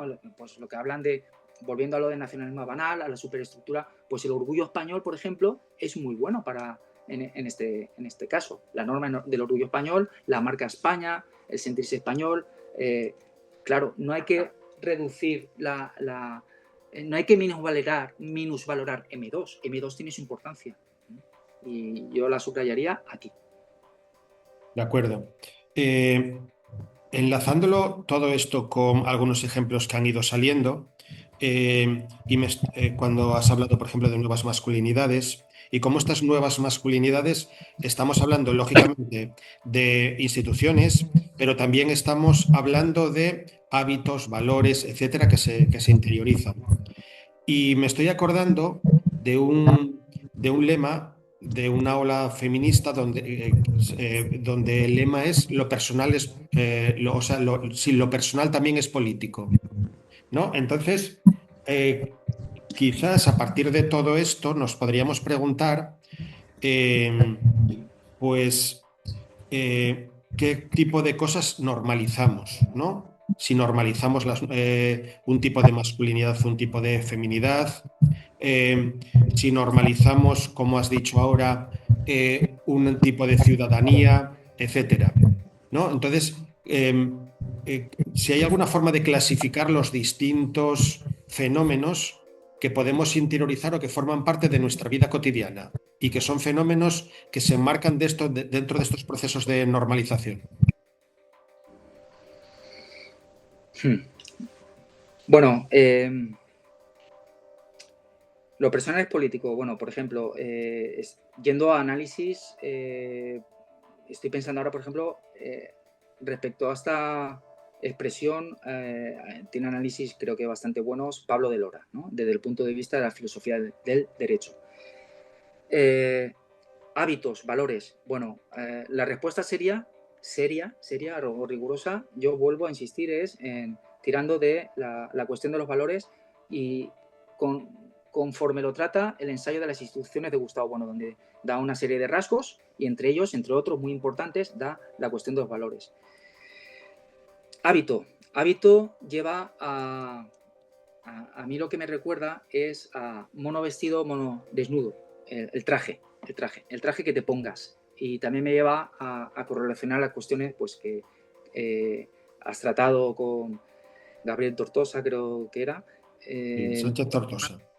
¿Perdón? Sánchez Tortosa. Sánchez Tortosa, ¿no? Con el tema de las máscaras, persona, la máscara que te pongas, la cuestión de la identidad, etcétera. Y yo también enfocaría la cuestión con respecto al tema del modelo, de los modelos. Es fundamental el modelo que se tome. Entonces, dentro de por ejemplo, vamos a suponer, vamos a pensar ahora, bueno, pues vamos a ponerle nombre, la normalidad que me estás comentando con este tema de lo personal y político, con una feminidad, ¿no? En concreto, pues tendría tiene un modelo de referencia, tendrá algún modelo de referencia seguramente. Por ejemplo, voy a ser un poco rudo, pero recuerdo que en un primer momento un modelo fue Mónica Naranjo, si no recuerdo mal. Se podrían tomar otros, Taylor Swift, es decir, qué modelo representa a este lema de lo personal político, a este grupo que ideológicamente se enfrenta a otros grupos? Y necesariamente tiene que tener un modelo, porque nada nace de la nada. Y en función de ese modelo que toman de referencia y en función, sobre todo, del contramodelo, el pensar contra alguien, en función de la contra, podemos empezar a hacer un análisis. Y respecto a la cuestión de los modelos, que no se nos escape, y volviendo a la cuestión de que no se parte de la nada, no se parte de la pregunta por la existencia, sino por la esencia, sino por el recorrido, la recurrencia, etcétera. Pensar que el modelo tiene que ver, pues lo hemos dicho, con la anamnesis, y en función de esa anamnesis tú tienes una prolepsis y llegas al futuro, porque el futuro no está dado. Bueno, pues habría que ver qué recorrido tiene esa normalidad de lo personal es político en función de las anamnesis y en función a dónde quieren llegar al final del recorrido, cuál es el futuro que se están planteando. Y entonces, pues, no sé, ahora a lo mejor esto ya es una ocurrencia, pero podríamos enlazar con la cuestión del transhumanismo y otras cuestiones, ¿no? Para ver qué modelos podemos buscar en un futuro hipotético, que el futuro no está, no existe, no hay nada. Es una pantalla en blanco, por así decir. Uh-huh. Y lo personal es político. Bueno, político, todo es político. Tenemos 18 poderes y hay poderes ascendentes y descendentes y hay que ver en qué esfera estamos, en qué cuadrícula del estroma estamos para hacer el análisis en función de dónde nos movamos y en función de las capas, etcétera, lo que ya sabemos. De acuerdo. ¿Y qué procesos de normalización consideras que están ocurriendo ahora especialmente importantes a nivel nacional? Sí, Lo digo porque, bueno, me parece interesante ver como a diferentes escalas, ¿no? Si hemos visto a escala más cotidiana, a nivel nacional de sociedad política, qué procesos de normalización están ocurriendo ahora y también luego, posteriormente, como te preguntaré, a nivel internacional. A nivel nacional y a nivel internacional, y entendido con criterio político, es decir, entre naciones canónicas, el proceso más importante que está ocurriendo es al que ya hemos aludido, el de entender a España como una sociedad que es normal porque se ajusta o converge con la norma europea desde hace 50 años. Ese es el proceso que enmarca todo lo demás en este sentido. No quiero que se me escape algo muy importante respecto a las normas, la normalización. Hemos hablado de algo, ejemplos cotidianos, disculpa Rafa que vaya un poco disperso a veces, pero puse el ejemplo del desayuno respecto a lo cotidiano. Bueno, pues lo más normal que hay ahora y que funciona y que explica muchísimo lo que significa la normalización es la fabricación de una tuerca. La normalización de una norma, la normalización, todo eso es y tiene un proceso y también volvemos a las ceremonias de las instituciones. Eso por un lado. Respecto a procesos de normalización que están ocurriendo, ya hemos hablado de la normalización de España en términos metafísicos, los que hemos hablado. Otro proceso muy importante es el de la supuesta polarización de la sociedad española, que no solo la sociedad española, a nivel internacional está ocurriendo. Lo que está ocurriendo, pues, por ejemplo, lo que están los distintos comentaristas hablando del trumpismo, el putinismo, todo esto, ¿no? Yo recurriría, por ejemplo, a una monografía, a un libro de Luis Miller, Polarizados, la política que nos divide. Bien, eso es algo que está ocurriendo. Por ejemplo, aunque la memoria subjetiva es tramposa, pero en la sociedad actual el recuerdo que parece ser, o por lo que escuchamos asomándonos a la ventana, viendo las noticias, lo que dice cuando un periodista le pone el micrófono a una persona, y parece ser que hay cierto consenso en admitir que hay polarización, que antes se podían tratar temas en familia, por ejemplo, que ahora no se tratan o que no son políticamente correctos. Lo políticamente correcto lo dice el imperio. Esto es una moda que fue desde Francia, desde los campus franceses a los campus norteamericanos, porque los franceses lo desechan, esa teoría, la recogen con mucha animosidad a los campus universitarios norteamericanos y llega aquí a Europa todavía con más merecimiento, ¿no? Estas teorías. Lo políticamente correcto. Polarizados. Yo negaría la mayor en este caso, polarizados con respecto a qué. Estamos más polarizados, por ejemplo, que la guerra civil, donde hubo una lucha de clases, con lucha a muerte, por ejemplo. Estamos más polarizados que, por ejemplo, hemos puesto el caso de la Segunda Guerra Mundial. Estamos más polarizados que los efectos de la bomba atómica que acabó con la idea de progreso. Si comparamos, vemos que tenemos criterios objetivos para negar la mayor. Y por otro lado, politizados, pero si creo que desde Gustavo Bueno y bueno, pues por remitirnos a Foucault, si no hay un poder que viene desde arriba y otro abajo, si tenemos 18 poderes, entonces el poder descendente tiene mucho que decir. La mal llamada sociedad civil, que tendríamos que decir sociedades civiles en plural, tienen mucho poder. Y volviendo a lo personal político, bueno, sí, lo personal político porque todo es político. Cuando tú obedeces a un mando, tú estás haciendo una decisión, estás decidiendo políticamente, estás aceptando la norma política que te viene. No sé si te he contestado. Sí, para intentar conectar las cosas. La polarización política, en la medida en que la aceptemos, aunque tú ahora la has relativizado, pero ¿qué conexión tendría con la normalidad? ¿Sería grupos enfrentados que tratan de imponer cada uno su normalidad? Y ahí estaría un poco la conexión con la polarización. Sí, totalmente. Los elementos que yo enlazaría respecto a polarización y grupos sería la ideología de grupos contra grupos, que es básicamente como lo entiende Marx y como Gustavo Bueno la aplica. Dialéctica de grupos, unos grupos enfrentados a otros. La polarización puede interesar. En función, pues, de unos objetivos políticos.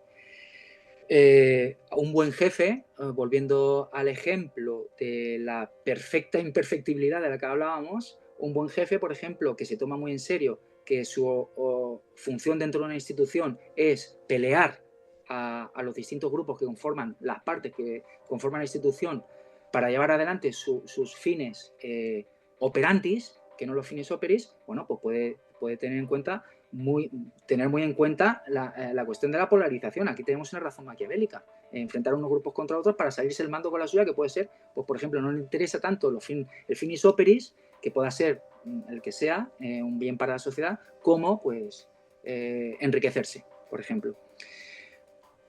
Un caso muy interesante que yo he visto, que puedo aportar algo, respecto a la polarización, es lo sucedido con respecto al fenómeno Uclés. El fenómeno Uclés. Lo digo, no sé si te suena, ¿no? Este escritor Sí, el escritor, sí, que ha ganado el premio Planeta, creo que era. Eso es, vale. Entonces, yo ahí he visto un cambio, porque yo esta cuestión la desarrollé en la tesis doctoral, y en el momento en que estas cuestiones me refiero, en el momento que yo desarrollé estas cuestiones, desarrollé la cuestión de una corrupción, entre otras, que es la del cordón sanitario. La del cordón sanitario, que es una corrupción. Entonces, en ese momento, en el fenómeno Uclés se da un caso muy curioso, que es nuevo. Cuando yo redacté la tesis doctoral, no se daba el suceso nuevo que pretende explicar este fenómeno de lo nacional y lo internacional, el trumpismo, la posverdad entendida a la manera helética, en términos enterizos, etcétera, que además muy sesgado porque solo miente una parte del relato, la otra parte no miente. En esa parte, la solución, la alternativa a la mal denominada extrema derecha era el cordón sanitario. Y aquí, bueno, pues prefiero no nombrar trabajos, pero ahí están publicados, pero son muy frecuentes en historiografía y son los que marcan la pauta. La del cordón sanitario, es decir, hay una línea roja y, por ejemplo, en este caso, con Vox no hay que mezclarse. Y aquí pues volvemos al tema del estigma y de la marginación. Pero con el fenómeno Uclés se ha dado un caso curioso. El fenómeno Uclés me refiero al encuentro que fracasó porque no se dio, organizado por Pérez Reverte, donde entre otros Sí. asistía Uclés. Conozco la situación esta que ocurrió. Pues volviendo al análisis un poco, pues sí, interno, de crítica interna dentro de la propia historiografía, se dividió el campo. Había historiadores que defendían la tesis totalmente en boga de la corrupción en términos de cordón sanitario, por un lado, y en este caso, pues tendríamos a Uclés. Pero Uclés bebe de una tradición, de una moda, que viene desarrollándose desde tiempo atrás. Por ejemplo, podemos estar desde Imperiofobia, básicamente. Imperiofobia y Leyenda Negra. Eso fue un hito que marcó toda esta reacción de la historiografía con respecto a qué hacer o cómo combatir a la extrema derecha. Pero ¿qué ocurre? Que con Uclés, con el caso Uclés Reverte, había otra parte de la historiografía que decía otra cosa. Y además están enfrentados. Eran más tolerantes. Decían, yo quiero sentarme y escuchar al otro. El consenso de Habermas. Quiero sentarme y dialogar.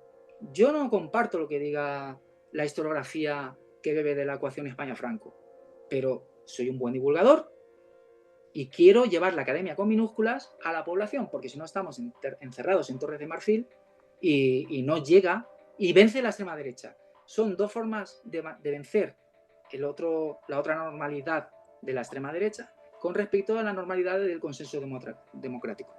Pero aquí, por ejemplo, ese es el fenómeno y donde yo creo que puedo aportar algo que he visto que yo no vi en los análisis de los distintos periodistas, etcétera, que no distinguieron esto. Yo lo vi por eso, porque había tratado muy bien el tema de la corrupción delictiva y toda esta cuestión de la posverdad, etcétera, pero me sorprendió, me asombró el ver que había una corriente que volvía a tirar del consenso, que básicamente, pues esta corriente anterior de la corrupción, de entender, además que incluso está impugnado, porque entienden que el fascismo, bueno, y lo tenemos el fascismo no tiene un momento preciso, sino que se extiende.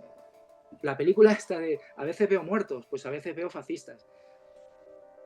al final, y ahora mismo se dan cuenta que definir al otro por fascista o en el otro lado por progre, pues no lleva a ningún sitio porque se ha desdibujado el supuesto concepto.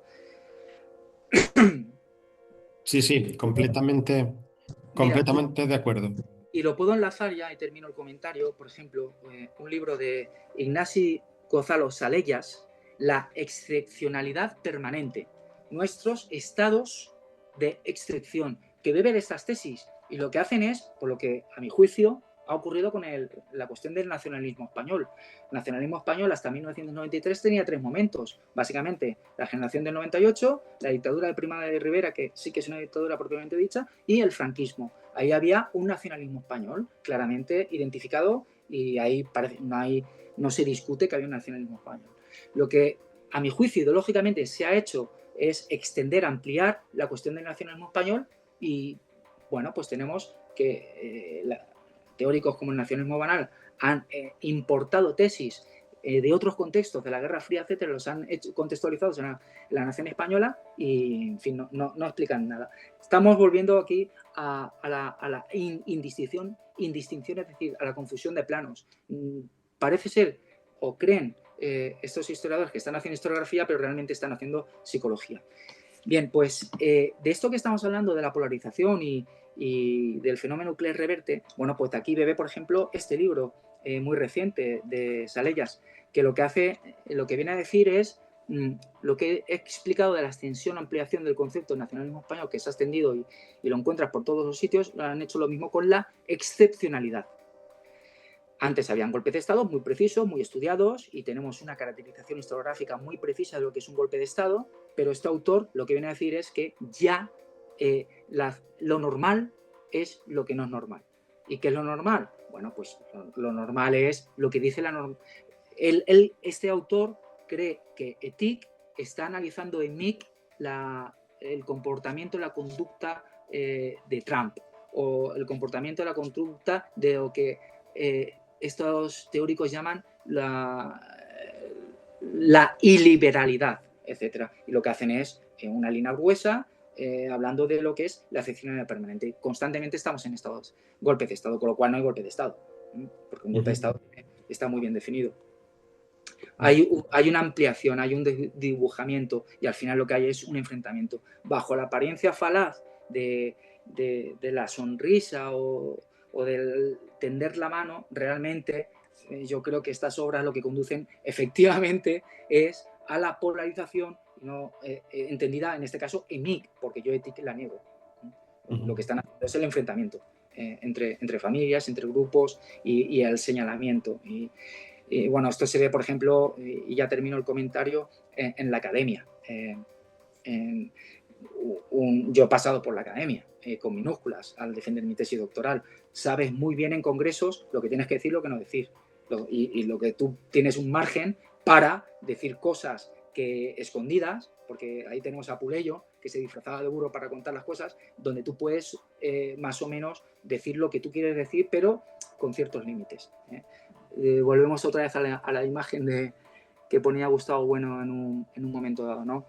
Decía que una señora de la sociedad, creo que era victoriana, sí, venimos del mono, pero que no se entere la multitud.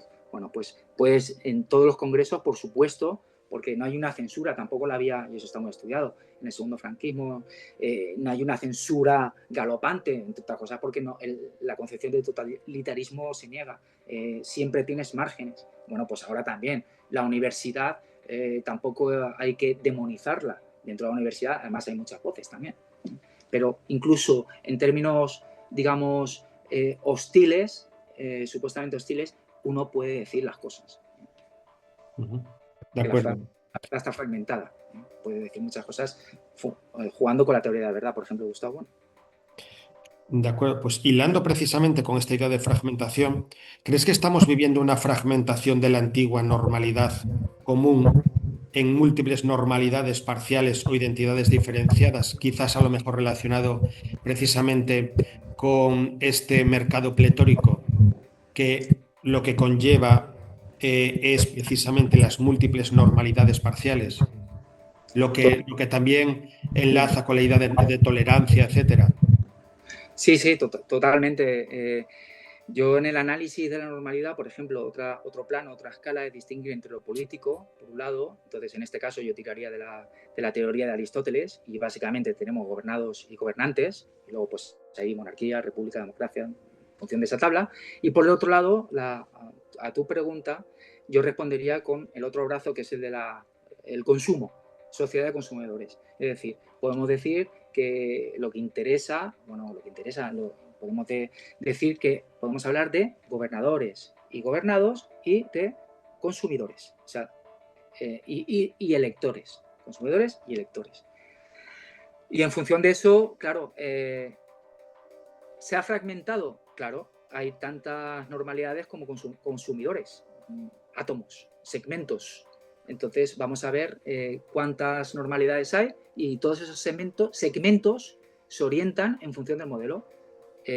Ahora básicamente pues tenemos el modelo de la emotividad, que es el de las emociones, y tenemos aquí como representante Taylor Swift. Luego tenemos otro modelo, por ejemplo, por decir otros, el estoicismo no muy bien entendido, ¿no? Entonces pues tenemos algunos segmentos que se orientan o pretenden orientar su conducta en función de este modelo, y bueno, pues tomarán el modelo estoico que consideren. Yo en este caso sugeriría, si no es mucho atrevimiento, pues elegir el estoicismo hispano, que lo hay. Y efectivamente, fragmentado, consumo, marca España. Cuando alguien defiende la marca España, cuidado, porque marcas España, desde el punto de vista de este metafísico, tenemos tantas marcas España como consumidores hay en España, por ejemplo, o en el exterior de España, porque esos también compran marca España a través de souvenirs, etcétera. Y por otro lado, pues aquí es donde tendríamos que verlo, ¿no? En función de la respuesta que es España, de las 6 que da Gustavo Bueno, aunque él dice 5, realmente son 6, ver cuáles son los modelos y tirar por ahí el análisis. Pero la categoría es consumo. Y aquí, bueno, hay una buena noticia en el sentido de que en el análisis historiográfico, por ejemplo, yo creo que bastante serio es el análisis socioeconómico. Hay muchos, por ejemplo, aquí tengo, está desmitificada, por ejemplo, la España del fracaso. Tengo aquí, para que no se me olvide, el trabajo de David Ringrose, España 1700-1900, el mito del fracaso, desde esta perspectiva socioeconómica, que suelen ser más objetivas en los análisis. Estamos ya prácticamente llegando al final. ¿Podrías decir unas palabras sobre ese estoicismo español o hispano del que has aludido ahora hace un momento? Sí, bueno, yo tengo cosas redactadas, pero básicamente la idea es, hay el componente católico. El componente católico es muy importante en cuanto a modelo de perfección, en cuanto a por volver antes a la cuestión de la culpa, la vergüenza, el éxito, etcétera. Bueno, pues, por ejemplo, la conducta católica es... eso lo trata muy bien a nivel divulgativo David Álvar González en el último libro que tiene sobre un mapa filosófico del mundo o algo así. Estas cuestiones las tiene resumidas creo que es incluso en un cuadro respecto a lo que aporta la moral católica. La moral católica. Pero básicamente la conducta católica permite perfeccionar. Es más, buscas la perfección en el trabajo, lo que hablábamos de Unamuno a la hora si yo soy escritor, quiero ser un muy buen escritor. Si soy un soldado, un maestro, quiero ser un modelo de perfección. Respecto a la vergüenza, la culpa, etcétera. Bueno, pues desde la cuestión católica se permite el perdón. Se permite el perdón, que esto está enlazado con lo que hablábamos de la polarización, etcétera. Santiago Ibars, ¿no? Santiago Ibars, por ejemplo, si no me equivoco con el nombre, periodista que ahora está pues en redes. Soto Ibars, ¿puede ser? Soto Ibars. Sí. Soto Ibars, por ejemplo, entre muchos otros, hablan de esto, que te pueden coger perfectamente un tuit que publicaste hace muchos años y te acaban con tu carrera profesional, pero perfectamente. Y no vale que pidas perdón. No vale, ya estás sentenciado. Y tenemos casos, y además a esto se le pone un nombre, de personajes relevantes, creo que fue, por ejemplo, Woody Allen y otros muchos, con los que su carrera se ha visto comprometida por estas cuestiones. la culpa, o sea, en la moral católica, por ejemplo, esta cuestión está muy, muy, muy bien vista. Y al final es la cuestión de los modelos. ¿Qué modelo tomas? Yo, a mi juicio, el modelo no es el de la emoción, es el de la razón. Y aquí viene el tema del componente católico. Aquí me baso en Gustavo Bueno, como es, vamos, en mi caso, a la hora de tratar la cuestión de normalidad, como trato tantas cuestiones, y esto también tiene que ver con las normas, muchas veces yo me pregunto a la hora de investigar, ¿qué diría Gustavo Bueno de la normalidad? ¿O qué diría Pérez Herranz de la normalidad? Y así sucesivamente con distintos modelos. Todos tomamos modelos, autores que tenemos de referencia y en función de ellos tiramos. Pues a la hora de encauzar una vida, a la hora de encauzar una moral, etcétera, pues yo recurriría a las ideas de Gustavo Bueno en el artículo España y sobre todo desarrollado en España frente a Europa, donde distingue, y volvemos a la norma generadora, distingue entre el imperio por un lado y por el otro el componente católico. Y en las últimas páginas del artículo España, ahí se va a ver muy bien qué es ser católico y lo que trae. Y entre otras cosas, trae el logos. Y esto es para subrayar. Si yo pusiese un titular a la cuestión de la norma y de la normalidad, traería la razón del cesteño, el logos. La razón del cesteño, ensamblar un cesteño razonado. Traemos aquí la idea de racionalidad. Un cesteño bien hecho, bien confeccionado, y esto, bueno, pues tiene que ver con las categorías del hacer, el ajer y el faber. Homo faber, homo agere, que, bueno, como sabemos, pues en español, en castellano, se han unido en una sola palabra, pero ahí lo tenemos, el componente técnico, tecnológico, de confeccionar un cesteño. Bueno, pues eso lo heredamos de él. Y luego, bueno, pues habría que buscar qué modelos católicos, por ejemplo, podemos mirar. ¿Para qué? Para, en función de esas análisis, proyectar un futuro. Y la propuesta, pues efectivamente, yo creo, a mi juicio, porque algo tendré que decir, por mi propia voz, la norma no es la norma europea, entre otras cosas, pues porque como demuestra Gustavo Bueno en el artículo que he dicho, España ya forma parte de Europa desde siempre, desde antes que otras naciones, entre ellas la alemana. La norma hay que buscarla, la norma generadora. Y bueno, y lo estamos viendo. Podemos hacer un análisis de toda y lo que yo veo en mi profesión, sencillamente. Podríamos hablar de los servicios a los que más van los bomberos y veríamos el drama que hay detrás de muchas mujeres que mueren solas en sus casas, no acompañadas sino atendidas. Y verdaderos dramas de angustia, ahí sí que hay angustia de verdad, que son problemas de verdad. Y bueno, pues a mi juicio yo creo que eso tiene mucho que ver con el funcionamiento, con la protestización de la sociedad española. Cuando realmente la idea de familia católica pues no debería dejar sola a una persona anciana morir sola en un piso en un centro de una ciudad cualquiera. Tiene mucho el componente católico que ofrecer en cuanto a usos y costumbres que ofrecer al mundo. De acuerdo. Pues en principio un poco hasta aquí el conjunto de las preguntas, ¿vale? Ya centradas en el tema de la normalización y nada, ya un poco en un sentido de cierre, si quieres añadir alguna cosa más que pienses que se puede añadir sobre este tema. Sí, bueno, sobre todo darte las gracias por la oportunidad que me has dado de investigar a fondo esta cuestión que tenía muy tratada desde la perspectiva metafísica de la idea de España, que establece eso, que es un país normal o que no lo es. Y por otro lado, subrayar esa cuestión que no se ha representado, a mi juicio, un ensayo serio sobre la cuestión de la normalidad. Sí que se ha representado y insistir en eso, en que hay que incluir el eje radial a la hora de hacer los análisis. Sí, estoy de acuerdo. El eje radial, y también en otros términos que he usado a veces, bueno, la cultura extrasomática, Sí. ¿no? La cultura extrasomática de las instituciones frente a la cultura intrasomática e intersomática. Eso es. Sí, completamente de acuerdo. Y bueno, pero sí, sí también decir que el agradecimiento, de verdad, Jesús, es mío, ¿vale? Porque, vamos, me parecías una de las personas más especiales para poder profundizar en este tema. Muchas Y gracias. nada, y ya casi como última pregunta, ¿en qué estás embarcado ahora mismo? ¿Sobre qué línea de investigación estás trabajando? Bueno, en este caso me ocurre un poco como a ti, porque ya hemos tenido ocasión la vez anterior, tomando un café, etcétera,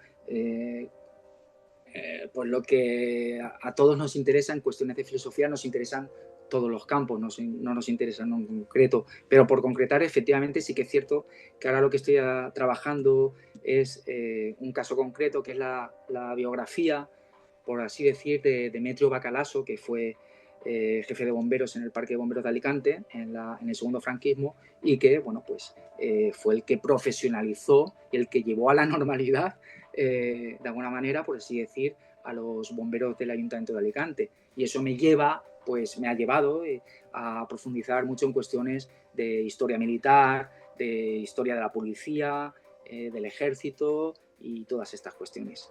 Y otro segundo campo, bueno, pues una aportación que tuve y también se le agradezco a José Manuel Rodríguez Pardo, a la revista Metábasis, donde pronuncié pues o aporté, tuve una comunicación sobre Antonio Morales Oliveira. Y bueno, pues también tiene que ver con estas cuestiones, ¿no? Sobre todo con el tema de la Segunda República y bueno, es que simple que no todo está conectado con todo ni nada con nada, pero muchas veces pues hay conexiones entre unas cosas y otras. Y una tercera línea, así también por concretar, pues también estoy desarrollando un trabajo sobre las partidas de Alfonso el Sabio con respecto a su repercusión en Hispanoamérica, en la sociedad actual, siempre desde el punto de vista del actualismo, de su vigencia. Y básicamente tengo más cosas, pero básicamente es eso. Y luego, pues eso, que estoy atento a el ritmo que marca los congresos o estas contribuciones, como es el caso.